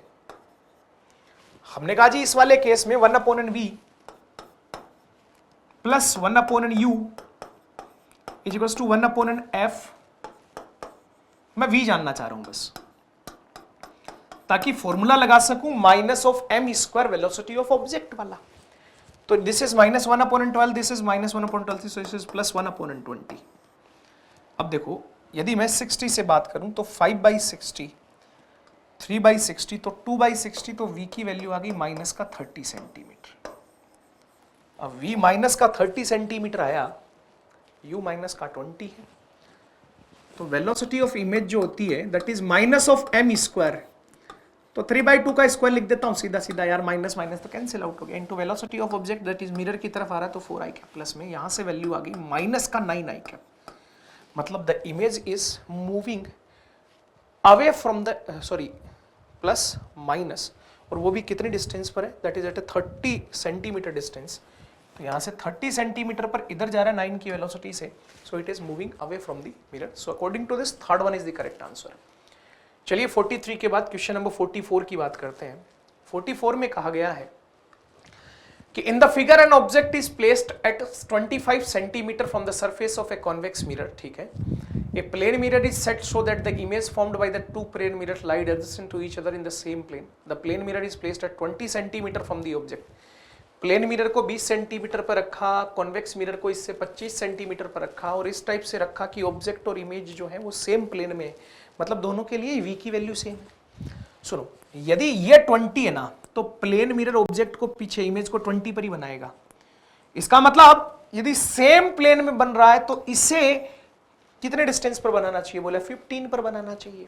अच्छा, कॉन्वेक्स मिरर की रेडियस ऑफ कर्वेचर पूछी गई है, तो हमने कहा जी 1/15 माइनस 1/- ऑफ 25, मिरर का केस है, प्लस लगाएंगे, and equal to 1/f। From here we have to calculate the focal length. देखो ये वाला डाटा जो अपने पास आ रहा है दिस इज 1/15 माइनस में, so I can write it like 10/150 minus में 6/150 इज इक्वल्स टू 1/f, तो 4/150। तो फोकल लेंथ जो eye that is 150 divided by 4, और अपने से रेडियस ऑफ कर्वेचर पूछी गई है तो that is 2 times of f, so that is 150 divided by 2। इसका मतलब इसकी फोकल लेंथ जो अपने पास आ रही है that value is coming as 75 centimetre. So according to this third one is the correct answer. चलिए 44 के बाद नेक्स्ट क्वेश्चन की बात करते हैं, क्वेश्चन नंबर 45 कि ray incident at a point at an angle of incidence 60 degree enters a glass sphere with refractive index √3, reflected and refracted at the farther surface of the sphere, angle between reflected and refracted rays at this surface। मतलब question कुछ ऐसा है कि एक light ray जो है वो इस टाइप से एंटर हो रही है, कितने डिग्री के एंगल पे? बोले जी 60 डिग्री के एंगल पे। तो 1 into sine 60 √3/2 is equal to √3 into sine theta. Snell law लगाया तो मैंने इस वाली सरफेस पर मेरे पास रिफ्रैक्शन एंगल 30 आया। देखो यदि ये 30 आया ना तो बेटा ये वाला जो एंगल है दिस एंगल इज ऑल्सो 30। इसका मतलब जो रिफ्रैक्टेड रे यहां से निकलेगी उसका नॉर्मल के साथ एंगल कितना? 60 60 30 30 60। और वो कह रहा है कि एक लाइट रे जो है ना वो यहां रिफ्रैक्शन भी कर रही है और रिफ्लेक्शन भी कर रही है, इन दोनों रेस के बीच एंगल पूछा गया है। देखो ये 30 तो ये 30। अब बेटा जी ये जो है ये तो नॉर्मल है तो ये टोटल एंगल 180, ये 60 ये 30, तो ये कितना बच गया? This angle will be what? 90 degree. So according to this third one is the correct answer. चलिए आगे बढ़ाते हैं। 46 के बाद the next question is 47। The focal length of a converging lens is 8 centimeter. Okay, what is the magnifying power when it is used as a reading lens to form the image at a near point? मतलब इसकी magnifying क्या power क्या होगी near point पर image पढ़नी हो reading lens के through. सुनो बात को, यदि हमें नियर पॉइंट पर रख के पढ़ना होता है तो ये सिंपल माइक्रोस्कोप की तरह बिहेव करता है, और सिंपल माइक्रोस्कोप की जो मैग्नीफाइंग पावर होती है ना वो होती है 1 + d/fe। अब 1 + d/fe जैसे ही इसमें तुम पुट करोगे this value is 45, fe is 8, so according to this the answer is 4.125। तो इसकी मैग्नीफाइंग पावर जो मेरे पास आएगी दैट इज 4.125। चलिए सर अगले क्वेश्चन की बात करते हैं। तो देखो जी 47 में बोला जा रहा है कि एन आइसोस्केल glass prism stands with its base horizontal base in water as shown in the figure. Horizontally रखा गया है। An incident ray of light above and parallel to the liquid surface is internally reflected at the glass liquid interface and subsequently reemerges into the air. A refractive index of glass जो है ना वो mu G है, liquid का म्यूएल है। तो इसमें से करेक्ट रिलेशन बताना है। ठीक है, देखो क्वेश्चन बहुत आसान सा है। सिचुएशन कुछ इस टाइप की है कि अपने पास यहां से ये अपन ने यहां रखा है और एक लाइट रे जो है ना वो इस टाइप से इंसिडेंट हो रही है। यदि लाइट रे ऐसे इंसिडेंट होगी तो मैंने इसका नॉर्मल खींचा, यदि अपन ने इसके नॉर्मल को ड्रॉ किया, थोड़ा सा इसकी लेंथ को बढ़ाएंगे अपन है ना ताकि लगे कि हाँ लाइट रे निकल रही है। जैसे ही लाइट रे यहां से निकलेगी तो कुछ ऐसे निकलेगी। अब सुनो ये वाला एंगल आपको थीटा दिया हुआ है ना, तो ऑब्वियसली मैं बात कहूं तो ये वाला एंगल कितना हुआ? बोले जी ये वाला हो गया कितना? 90 - थीटा। फिर नॉर्मल वर्टिकल से थीटा एंगल पर होता है तो हॉरिजॉन्टल रे उसके साथ 90 - थीटा का एंगल बना रही होगी। अब ये 90 - थीटा है, मैंने कहा ये वाला एंगल लेट्स सपोज फाई है, ये फाई है, ये थीटा है, ये वाला 90 + फाई हो गया टोटल। तो ये वाला एंगल आ गया 90 माइनस में थीटा + फाई, तो कि टोटल एंगल 180 हो जाए। तो यहां वाली सरफेस पर जो मैं TIR लेना चाह रहा हूं ये वाला एंगल हो गया थीटा + फाई। अब दो रिलेशन लगेंगे, एक तो यहां लगा कि 1 into sine 90 - theta is equal to mu glass into में साइन फाई। यहां से साइन फाई की वैल्यू आ गई cos theta by mu g. दूसरा ये जो साइन थीटा प्लस म्यू है this angle should be greater than equal to mu rarer upon mu denser, that's why there is a TIR here, तभी तो ऐसा पॉसिबल हो पाएगा। तो ये दो रिलेशन के बेसिस पर यदि अपन इस क्वेश्चन को आगे सोल्व करते हैं तो ये जो फर्स्ट वाला जो ऑप्शन है ये करेक्ट आ जाएगा। करना कुछ नहीं है बेटा जी, देखो साइन थीटा + फाई एक्सपेंड कर दो, sine theta cos phi + cos theta sine phi. Sine phi की वैल्यू आपके पास यहां से आई हुई है cos theta upon mu G. देखो साइन थीटा की वैल्यू जो है साइन फाई की value that is cos theta upon mu G. अब ये वाली जो वैल्यू है आपको कुछ नहीं करना, ये वाली वैल्यू इसमें पुट करनी है, you will get the answer. Sine theta को रिप्लेस कर देना √1 - cos² थीटा से।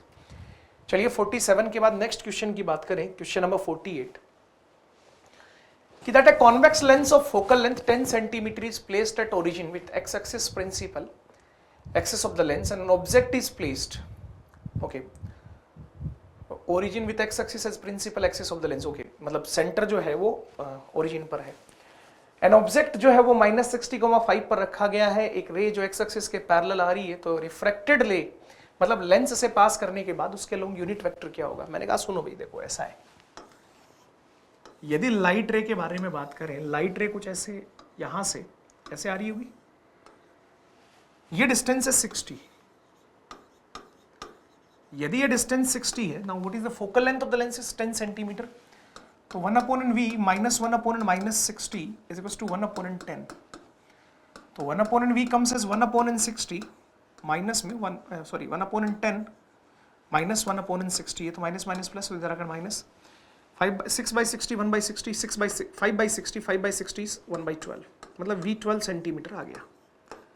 अब v 12 सेंटीमीटर आया, मतलब v 1/5 है u का, तो इमेज भी 1/5 मतलब 1 सेंटीमीटर पर जाएगी, तो इमेज जो जाएगी ना वो एक्चुअली में कुछ ऐसे जाएगी। अब इस वाले पॉइंट का जो कोऑर्डिनेट है वो हो गया 12, -1, क्योंकि ऑब्जेक्ट जो था वो -60,5 पर था उधर, तो v 1/5 आया ना, u 60 है, v 12 आया तो 1/5, तो इमेज की हाइट भी 1/5 आएगी। अब एक्चुअली में मेरे पास देखो दो पॉइंट है, ये वाला पॉइंट तो हो गया 0,5 और ये वाला पॉइंट हो गया 12,-1। मुझे इस डायरेक्शन में यूनिट वेक्टर निकालना है, तो पहले वेक्टर निकाल दूं, 12 i कैप माइनस में 6 j कैप, 6 को कॉमन डाला, this is 2 i cap minus में j cap, and I have to calculate the unit vector, then unit vector will be 2 i cap minus j cap divided by √5। So according to this the first one is the correct answer. चलिए बात को आगे की ओर बढ़ाते हैं। 48 के बाद अगले क्वेश्चन की बात करें, the next one is question, देखो 49 में बोला जा रहा है कि एक लेंस और एक ग्लास स्लैब है, silvered with one face are placed as shown in the figure. If the image formed by the system of the object O placed 20 cm from the lens coincides with the object, then the focal length of the lens, lens की focal length पूछी गई है। देखो बहुत simple सा question है, slab है, silvered है, ऑब्जेक्ट के साथ इमेज कोइंसाइड कर रही है, इसका मतलब यदि ये रेज इस पर न्यू गई तो न्यू ही वापस आई, तो न्यू आकर मिल गई, बोलो हाँ या ना। मतलब लाइट रेज यदि पैरेलल ग्लास स्लैब पर नॉर्मली गिरती है, और जनरली अपन ऐसा ही लेते हैं, चाहे कर्व्ड सरफेस ले लो उस पर नॉर्मली गिरा देते हैं, उसके नॉर्मल के अलोंग गिरा देते हैं, तो दोनों ही इस केस में ये डिस्टेंस 20 है, मतलब this should be the focal length. अपने से यही पूछा गया लेंस की फोकल लेंथ कितनी है, सो 20 centimetre is the correct answer. चलिए आगे बढ़ाते हैं। क्वेश्चन नंबर 49 के बाद द नेक्स्ट वन इज 50 में बोला जा रहा है that a mirrorless combination forms two real images of an object of same size. वाह, सेम साइज की बना रहा है, one is upright and the other is inverted, एक तो ऊपर की तरफ है एक नीचे की तरफ है। Both images are 1.5 times longer than the object. The lens has a focal length 10 cm. The lens and the mirror are separated by 40 cm. Focal length of the mirror. एक बात को समझना जरा, यदि यहां ऑब्जेक्ट है, ये इसकी इमेज इधर बनाएगा, यदि इसी ऑब्जेक्ट की ये जो मिरर है, मिरर यहां से जो रेज आ रही है इस पर, मिरर यहां पर इमेज बना दे इस वाली जगह, तो रिफ्रैक्शन के बाद ये लेंस उसको यहां बना देगा। मतलब ये जो डिस्टेंस है, ये वाली डिस्टेंस इसके लिए कैपिटल आर के इक्वल होनी चाहिए, तभी तो ये सेम साइज की इन्वर्टेड इमेज बनाएगा जो लेंस अपोजिट में उल्टी बना देगा। हमसे ये कहा गया है कि हमें इसकी फोकल लेंथ बतानी है मिरर की। देखो बेटा जी, ये डिस्टेंस जो है ना, लेंस की फोकल लेंथ 10 सेंटीमीटर है और इमेज जो है वो कितने टाइम्स है, 1.5 टाइम्स है। तो मैंने कहा v की वैल्यू 1.5 u के इक्वल है, u की वैल्यू माइनस u के इक्वल है, और ये फोकल लेंथ आ गई, ये 10 सेंटीमीटर आई। तो ये वाला डाटा जो है ना बेटा जी, ये माइनस माइनस प्लस हो गया, this is 2/3u plus 1/u and that value is 1/10। तो यहां से मैंने कहा कि भाई ये वाला डाटा आया 5/3u इज इक्वल टू 1/10। तो u की वैल्यू जो मेरे पास निकल कर आई वो 50/3 आ गई। यदि ये 50/3 है, टोटल डिस्टेंस कितनी है, बोले जी साहब टोटल डिस्टेंस 40 है, तो ये जो बची हुई डिस्टेंस है that is 40 minus 50/3, that should be the radius of curvature. Multiply किया दैट इज 70/3 सेंटीमीटर। यदि रेडियस ऑफ कर्वेचर इस मिरर की 70/3 है तो इसकी focal length will be 70/6। So according to this second one is the correct answer. चलिए section A के बाद नेक्स्ट वाले पार्ट में मूव करते हैं, सेक्शन बी। इसमें इंटीजर बेस्ड 20 क्वेश्चंस है। क्वेश्चन नंबर 1 से स्टार्ट करते हैं। 1 में बोला गया है for a prism kept in air it is found that for an angle of incidence 60 degree the angle of refraction, the angle of deviation and angle of emergence becomes equal। मतलब जब angle of incidence 60 degree का है तो उस point पर del E और ए same हो गए। तो डेविएशन जो होता है वो वैसे आई प्लस ई माइनस ए होता है। अब डेल और ई सेम हो गए तो आई भी ए के इक्वल हो गया। बोले जी ठीक बात है, मतलब आई भी ए के इक्वल आ रहा है, ई भी ए के इक्वल आ रहा है, then that is the condition of minimum deviation. तो इस वाले केस में रिफ्रैक्टिव इंडेक्स पूछा गया है। अब बेटा जी रिफ्रैक्टिव इंडेक्स जो होता है वो sine A plus del minimum divided by 2 divided by sine A by 2। तो ये वाला data sine A upon sine A by 2, तो 2 कोस ए बाई 2 बच गया। ए की वैल्यू 60 है तो this value is cos A by 2 is कोस 30। कोस 30 कितना, √3/2। तो यहाँ से यदि मैं बात करूँ तो प्रिज्म के मटेरियल का रिफ्रैक्टिव इंडेक्स जो आ रहा है दैट इज √3, मतलब दैट इज 1.732। 2 डिजिट तक अपने को फिल करना है, so the answer will be 1.73। चलिए आगे बढ़ाते हैं बात को। 1 के बाद क्वेश्चन नंबर 2 की बात करते हैं। 2 में बोला गया है कि figure shows graph of deviation versus angle of incidence for a light रे स्ट्राइकिंग ए प्रिज्म। प्रिज्म पर डेल और इंसिडेंस एंगल के बीच ग्राफ दिया गया है, प्रिज्म एंगल पूछा गया है। मैंने कहा सुनो देखो, यहां वाले पॉइंट पर डेल जो है वो 30 है और इसकी वैल्यू आई प्लस ई मतलब 15 प्लस 60 माइनस ए के इक्वल होती है। भाई यहां पर ध्यान है I1 की वैल्यू E2 के इक्वल, I2 की वैल्यू E1 के इक्वल। तो यहां पर एंगल ऑफ इंसिडेंस 15 है तो इमरजेंस एंगल कितना होगा 60। मुझे प्रिज्म एंगल निकालना है। देखो भाई आसान सा है, कितना डिग्री आ गया 45 डिग्री आ गया। अपने से डिग्री में ही पूछा गया है, सो 45 इज द करेक्ट आंसर। चलिए 2 के बाद क्वेश्चन नंबर 3 की बात करते हैं। 3 में बोला गया है power of a lens of refractive index 1.25। एक 1.25 के लेंस जिसकी रिफ्रैक्टिव इंडेक्स 1.25 है उसके लेंस की पावर 3 डायोप्टर है। जब इसे एक लिक्विड में रखते हैं ना तो इसकी पावर -2 डायोप्टर आती है। तो लिक्विड का रिफ्रैक्टिव इंडेक्स बताना है। मैंने कहा जी सुनो देखो, पावर जो होती है 1/f होती है, तो 1.5 - 1 इंटू में 1/r1 माइनस में 1/r2 और दूसरे लिक्विड में जो पावर होगी that is 1.25 divided by mu minus में 1 साथ 1/r1 माइनस 1/r2। यदि मैं p डैश बाई p करता हूं तो दैट इज माइनस में 3/2 is equal to 1.25 that is 0.25 divided by this is 1.25 minus में म्यू और ये म्यू ऊपर चला गया। ठीक है साहब, मल्टीप्लाई कर दो। माइनस में 3.75 माइनस में 3 म्यू प्लस में 3 म्यू इज इक्वल टू 0.5 ये वाला डाटा आ रहा है। ये इधर आया 3.75, ये इधर लाने पर माइनस में 2.5 mu. So according to this the mu comes as 1.5। So for question number 3 correct answer is 1.50। चलिए सर अगले क्वेश्चन की बात करते हैं। क्वेश्चन नंबर 4 की 2 कॉन्वेक्स लेंथ है जिनकी फोकल लेंथ f और 4f है और उनको इस टाइप से अरेंज किया कि उनकी दोनों का जो फोकस है वो सेम पॉइंट पर ही रहे और एक पैरेलल बीम जिसका डायमीटर 1 सेंटीमीटर है फर्स्ट वाले लेंस पर इंसिडेंट हो रही है। सेकंड लेंस से जब ये निकल रही है तो उसका डायमीटर क्या होगा। सुनो बात का, ऐसा है यदि इस सिचुएशन में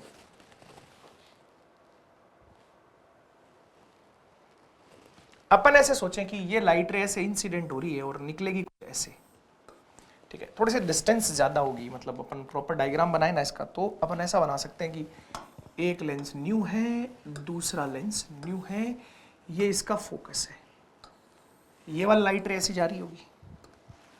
अब ये वाली जो लाइट रे है जो एक्सट्रीम वाली है मैं उसकी बात करता हूँ, वो ऐसे निकल रही है।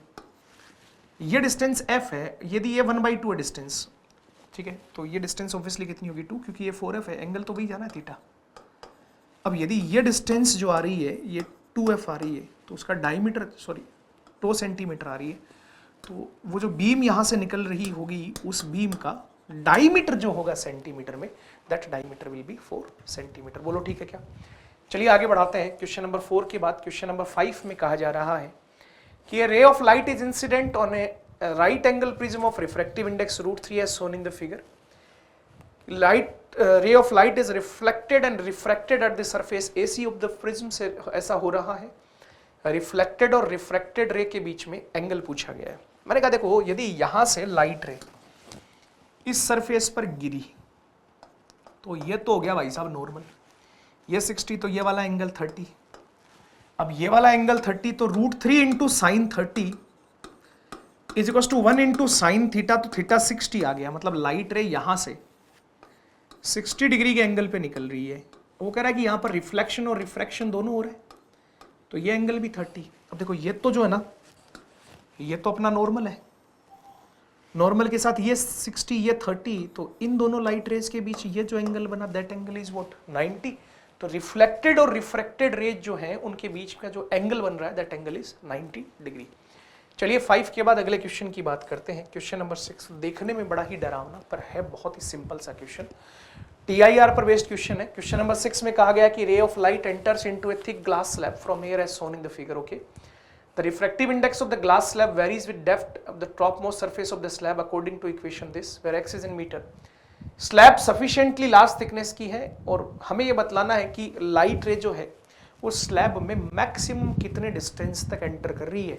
हमने कहा जी जहां मैक्सिमम डिस्टेंस में एंटर करेगी ना वहां पे तो आपको TIR मिलेगा। तो पैरेलल स्लैब्स के कंसेप्ट से हम सीधा सीधा वहां पर साइन 90 अप्लाई कर सकते हैं।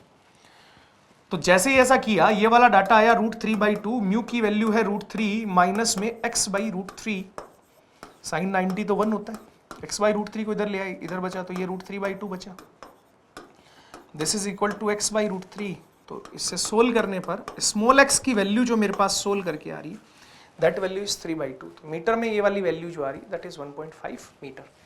चलिए सर 6 के बाद अगले क्वेश्चन की बात करें। क्वेश्चन नंबर 7 में बोला गया the image produced by a concave mirror is 1/4 the size of object. Okay, 1/4 size बताई जा रही है कॉनकेव मिरर में। If the object is move 5 times closer to the mirror, यदि उसको 5 टाइम मिरर के क्लोज ले आए तो इमेज की जो साइज है वो 1/2 हो गई।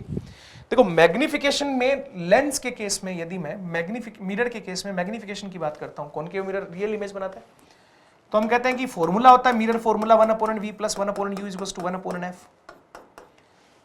u के टर्म्स में लिखना चाह रहा हूं तो u/v + 1 is equals to u/f। यहां से u/v that data comes as u/f minus में 1, तो -v/u की वैल्यू आती है f/f - u। This is the magnification. पहले केस में 1/4 है तो f/f - u that value is 1/4, और दूसरे केस में 5 सेंटीमीटर क्लोज ले आए तो मैग्निफिकेशन जो है वो 1/2 है। तो यदि अपन इन दोनों से बात करें, आपके पास फोकल लेंथ और u के बीच में 2 इक्वेशंस हैं, दोनों इक्वेशंस को सोल्व करके अपन f और u की वैल्यू सोल्व कर सकते हैं। तो यहां से u की वैल्यू जो मेरे पास आ रही है that value is coming as, sorry focal length की वैल्यू जो आ रही है that value is coming as 2.5 centimetre. और क्वेश्चन में ये वाली चीज मेंशन की गई है कि हमें सेंटीमीटर और केवल मैग्नीट्यूड में बतलाना है। क्वेश्चन नंबर 7 के बाद अगले क्वेश्चन की बात करें, the next one is question number 8। देखो 8 में बोला जा रहा है कि find the net deviation produced in the incident ray for the optical instrument shown in the figure. एक ऑप्टिकल इंस्ट्रूमेंट बनाया गया है, एक प्लेन मिरर और एक प्रिज्म को लेकर। हमें यह बतलाना है प्रिज्म के रिफ्रैक्टिव इंडेक्स को 2 ले लो, क्लॉकवाइज सेंस और डिग्री में टोटल डेविएशन बतलाना है। सुनो, लाइट रे हॉरिजॉन्टली आ रही है, यदि यहां से बात करें तो ये इसका नॉर्मल होगा, मतलब ये एंगल 60 होगा तो ये एंगल 60 होगा। तो ये वाले एंगल की बात करें तो ये वाला एंगल 30 हो जाएगा। अब पहला डेविएशन इधर लगा है कितने का 120 का, दूसरा लाइट रे इससे क्रॉस करके जाएगी तो लाइट रे इधर डेविएट होगी। लाइट रे देखो इस वाले में तो कुछ होगा ही नहीं, अब इस वाले में क्या होगा, जैसे ये डेंसर मीडियम है और ये रेयर मीडियम है तो लाइट रे अवे फ्रॉम द नॉर्मल जाएगी तो दूसरा डेविएशन भी उधर ही लगेगा। मतलब ये दोनों डेविएशन एंटी क्लॉकवाइज लग रहे हैं, अपन उल्टा आएंगे तो टोटल डेविएशन में से, मतलब जो हम टोटल निकाल रहे हैं उसको 180 में से सब्ट्रैक्ट कर लेंगे। ये 120 है, इसका डेविएशन थिन प्रिज्म है, दैट इज 2 - 1 × 6 डिग्री, तो इसका डेविएशन जो मेरे पास निकल के आ रहा है दैट इज 6 डिग्री, तो टोटल डेविएशन है 126 in anti clockwise manner. So in clockwise manner it is 54 degree. So according to this 54.00 is the correct answer for this question. चलिए 8th के बाद अगले क्वेश्चन की बात करें, क्वेश्चन नंबर 9। बहुत फेमस सा क्वेश्चन है और बहुत सिंपल सा क्वेश्चन है कि जब भी ऊपर से किसी ऑब्जेक्ट को देखा जाता है तो उसकी हाइट में चेंज मिल सकता है, पर उसकी डायमीटर में, डायमेंशंस में किसी भी टाइप का कोई चेंज अपने को ऑब्जर्व नहीं होता है। तो बहुत सिंपल सा क्वेश्चन है कि एक डायमीटर है जिसका डायमीटर, कोइन का डायमीटर 2 सेंटीमीटर है, 20 सेंटीमीटर डेप्थ पर रखा गया है, ऊपर से देखा जाता है तो कोइन का डायमीटर कितना अपीयर होगा, that diameter will be 2 centimetre में पूछा गया है, तो 02.00 इज द करेक्ट आंसर। चलिए 9 के बाद क्वेश्चन नंबर 10 की बात करते हैं। 10 में बोला गया कि reflecting surface represented by the equation 2x = y² as shown in the figure. एक हॉरिजॉन्टल रे रिफ्लेक्शन के बाद वर्टिकल हो जाती है, तो x कोऑर्डिनेट पूछा गया पॉइंट ऑफ इंसिडेंस का। हमने कहा जी x कोऑर्डिनेट यदि मेरे को कैलकुलेट करना है, सोचो लाइट रे ऐसे आई और ऐसे चली गई, तो इस वाले पॉइंट पर नॉर्मल ऐसा बनेगा, तो इस वाले पॉइंट पर कर्व की टेंजेंट ऐसी बनेगी, ये हॉरिजॉन्टल ये वर्टिकल, तो ये वाला 45 और मुन्ना ये भी 45, ये वाला भी 45, तो ये वाला जो एंगल है ये भी 45। तो यहां से यदि मैं dy/dx निकालना चाहूं, देखो y की वैल्यू √2x के इक्वल है, dy/dx जो आएगा वो 1/√2x आ जाएगा, और ये वाली वैल्यू tan 45 1 के इक्वल होगी, मतलब x की जो वैल्यू आ रही है √x की वो 1/√2 आ रही है। तो जब आप यहाँ से x कोऑर्डिनेट के लिए सोल्व करेंगे तो इसका x कोऑर्डिनेट जो आएगा that is 1/2। So according to this the correct answer is for question number 10 the correct answer is 00.50। चलिए सर अगले क्वेश्चन की बात करते हैं। 10 के बाद the next one is question number 11। 11 में कहा जा रहा है the focal length of objective and the eyepiece of a compound microscope are. Eyepiece की फोकल लेंथ दी गई है 1 सेंटीमीटर और कंपाउंड की 5 सेंटीमीटर। ऑब्जेक्टिव पीस से डिस्टेंस जो है 1.1 सेंटीमीटर है। Final image least distance of distinct vision पे बन रही है। मैग्नीफाइंग पावर पूछी, तो इस वाले केस में मैग्नीफाइंग पावर का फॉर्मूला, वैसे तो अपने को केवल मैग्नीट्यूड में पूछा गया है, फॉर्मूला तो वैसे -VO/UO 1 + D/FE होता है। तो अपन ने कहा देखो इस वाले केस में 1 + D/FE के बेसिस पे बात करें तो 1 + D डिस्टेंस और FE की वैल्यू कितनी 5, ये डाटा तो 6 आ गया। अब VO/UO निकालना है, VO/UO निकालना है, तो VO आपको UO दिया गया 1.1 सेंटीमीटर, VO निकाल लेते हैं, फोकल लेंथ है 1 सेंटीमीटर, तो 1/VO -1/(-1.1 = 1/1, तो 1/VO comes as this is 10/11 and this value is 11/11 and this value is 10/11, minus minus plus इधर आके 1/1.1 तो 10/11, so that value comes as 1/11। तो VO की वैल्यू जो मेरे पास आ रही है दैट इज 11 सेंटीमीटर और UO की वैल्यू जो आ रही है दैट इज 1.1 सेंटीमीटर। तो ये डाटा कितना आया 10, ये डाटा कितना आया 6।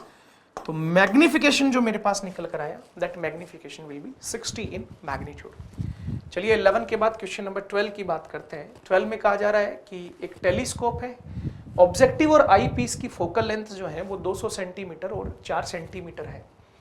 मैग्नीफाइंग पावर पूछी गई है नॉर्मल विजन के लिए, तो टेलीस्कोप की जो पावर होती है वो FO/FE होती है इस वाले केस में, माइनस अपने से मैग्नीट्यूड में पूछा गया है तो 200 / 4, सो 50 इज द करेक्ट आंसर।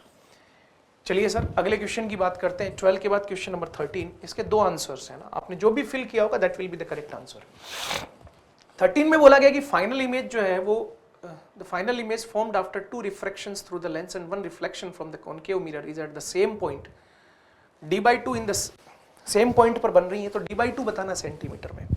देखो 2 केसेस है ना, यदि लाइट रे, सुनना, यहां से आने के बाद इसके सेंटर से गिरती हुई, ऐसे नॉर्मली गिरती है, तो जैसे गई वैसे ही वापस आई, तो वैसे इमेज वहां बन गई। या फिर दूसरा केस ऐसा हुआ कि इसका ये डिस्टेंस जो ना वो D ऐसे हो कि लाइट रे जो गिर रही है वो गिरने के बाद सीधा इसके पोल पे बने, तो उस केस में भी लाइट रे जैसे जा रही है वैसे वापस आएगी। तो ये डिस्टेंस D के 2 केसेज हो सकते हैं, एक तो ये V+ में 30 रेडियस ऑफ कर्वेचर 30 दी गई है। दूसरा सीधा सीधा v के इक्वल हो जाए। यदि मैं यहां से v की वैल्यू निकालना चाहूं, इसकी फोकल लेंथ दी गई है 10, तो मैंने कहा 1 upon sorry radius of curvature 10 और 20, तो फोकल लेंथ निकालनी पड़ेगी, ठीक है। तो 1 upon f is equal to 1.5 minus 1 that is 1/2, 1 upon r1 minus 1 upon r2, so it is 1 upon 2, 1/10 minus में 1/20 दैट इज 1/20, तो फोकल लेंथ आ गई 40। बढ़िया, फोकल लेंथ 40 आई तो 2f की वैल्यू 80, मतलब 80 वाला इमेज 80 पर ही बनेगा। तो एक बार तो ये डिस्टेंस 80 के इक्वल, तो आपका d/2 सेंटीमीटर में कितना आया 40। एक बार ये डिस्टेंस 80 तो ये वाला, और 30 ये वाला 110 के इक्वल, तो d/2 कितना 55। तो 40.00 या 55.00 बोथ आंसर्स आर करेक्ट। चलिए सर 13 के बाद नेक्स्ट क्वेश्चन की बात करें। क्वेश्चन नंबर 14 में कहा गया है A cubical transplant slab is used as a paperweight if root x by 2 is the minimum refractive index of the material of the slab so that letters below it are not visible from any vertical face, then what will be the value of x? देखो मैं इस वाले question में एक सीधा concept use करता हूँ।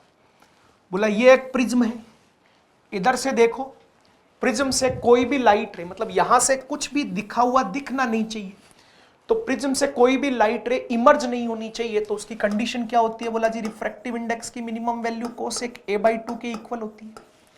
अब कोसेक a/2 तो a की वैल्यू कितनी? बोला ये प्रिज्म एंगल हो गया सर, ये प्रिज्म एंगल हुआ तो a 90, तो 90/2 दैट इज 45, कोसेक 45 इज √2, तो रिफ्रैक्टिव इंडेक्स √2 आया। अब वो कह रहा है कि यहां से रिफ्रैक्टिव इंडेक्स √x/2 है, तो सोल्व करने पर x की वैल्यू जो आ रही है that value is coming as 8, so 08.00 is the correct answer.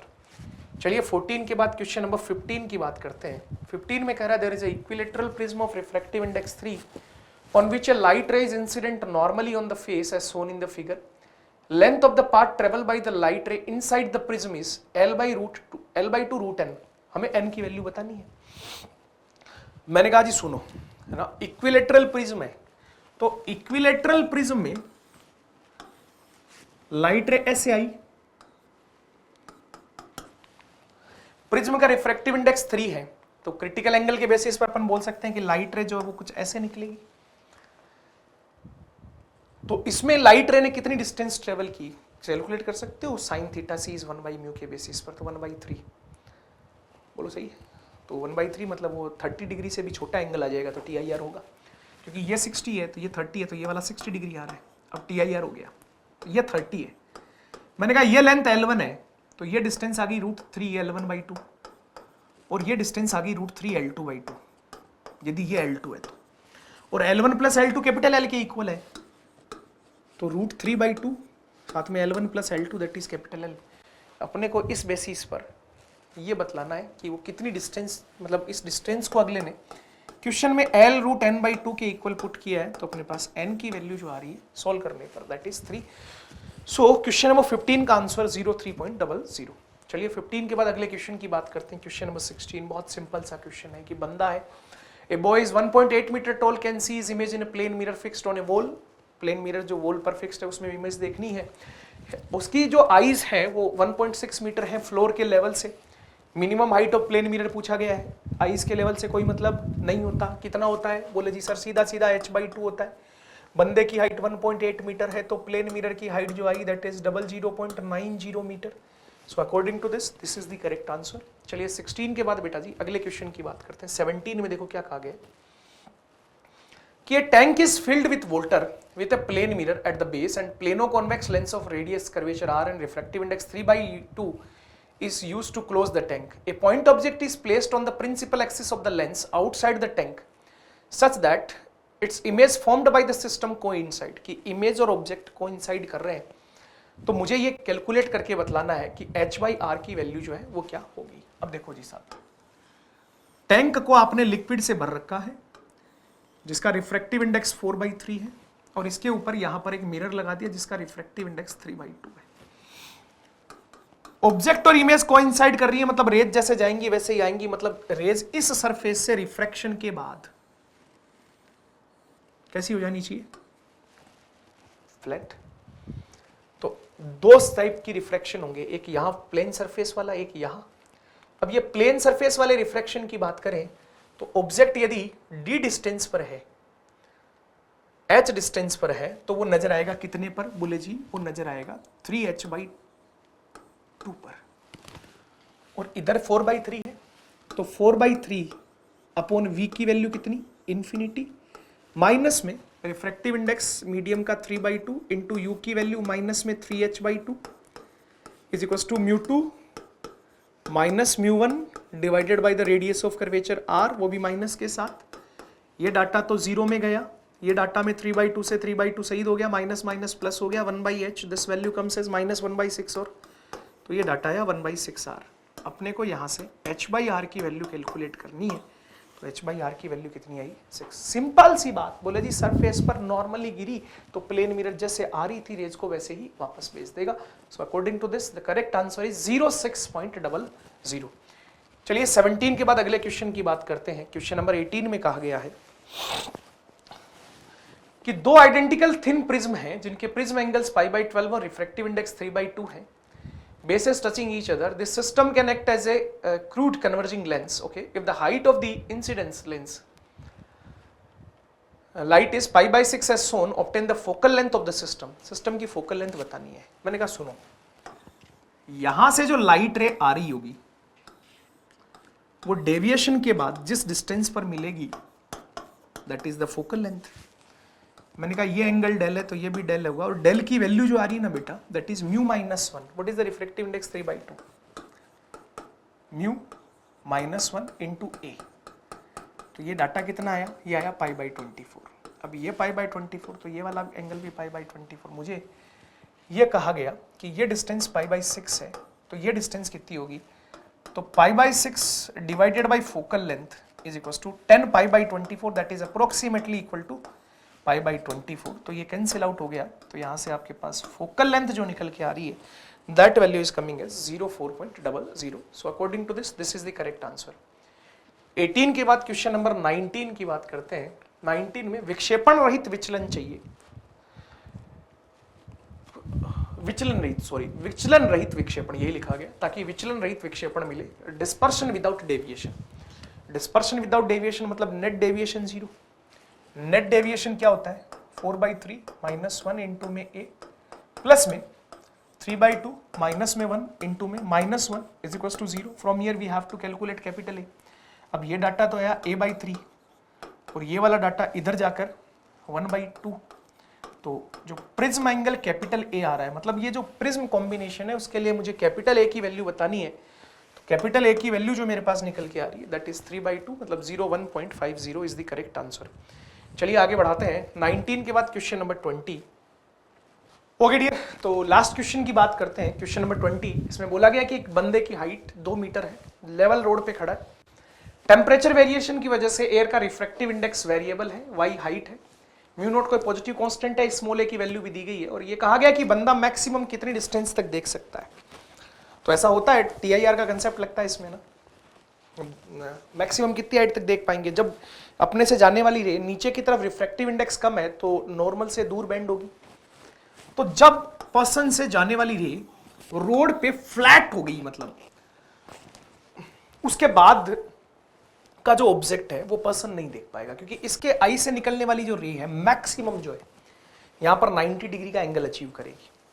तो हमने कहा सबसे पहले तो देखो variable refractive index y coordinates के साथ है, तो जो एलिमेंट स्लैब्स बनेंगी वो कुछ ऐसे बनेंगी। अब यहां पर तो नॉर्मल के साथ एंगल ऑफ इंसिडेंस है 90, मान लो यहां पर एंगल है i। तो मैंने कहा सबसे पहले तो μ0 इंटू में साइन 90 इज इक्वल टू अपन ने लगाया 1 इंटू साइन आई, सॉरी म्यू इंटू साइन आई। तो यहां से साइन आई की वैल्यू जो आई वो म्यू की वैल्यू ये रही, इस इक्वेशन में पुट करेंगे, μ0 तो सही दोगे 1/√ay आ गई। दूसरा, जब अपन यहां पर इस सरफेस के साथ बात कर रहे हैं ना, ये वाला एंगल आई है तो ये वाला भी आई है, तो भाई साहब इस लाइट रे के लिए dy/dx जो होगा दैट विल बी 10 90 माइनस आई, मतलब दैट इज व्हाट कोट आई। अच्छा, अब इसमें यदि मैं आई एंगल मानते हुए ट्राइंगल देखूं तो this is 1 and this will be obviously ay√ay।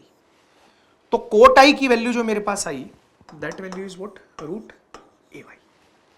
मुझे यहां से x और y में यदि पार्टिकल के पाथ की इक्वेशन निकालनी हो तो dy upon root Y is equal to root A into D X. Let's integrate it 0 से y, लेट्स इंटीग्रेट इट 0 से x.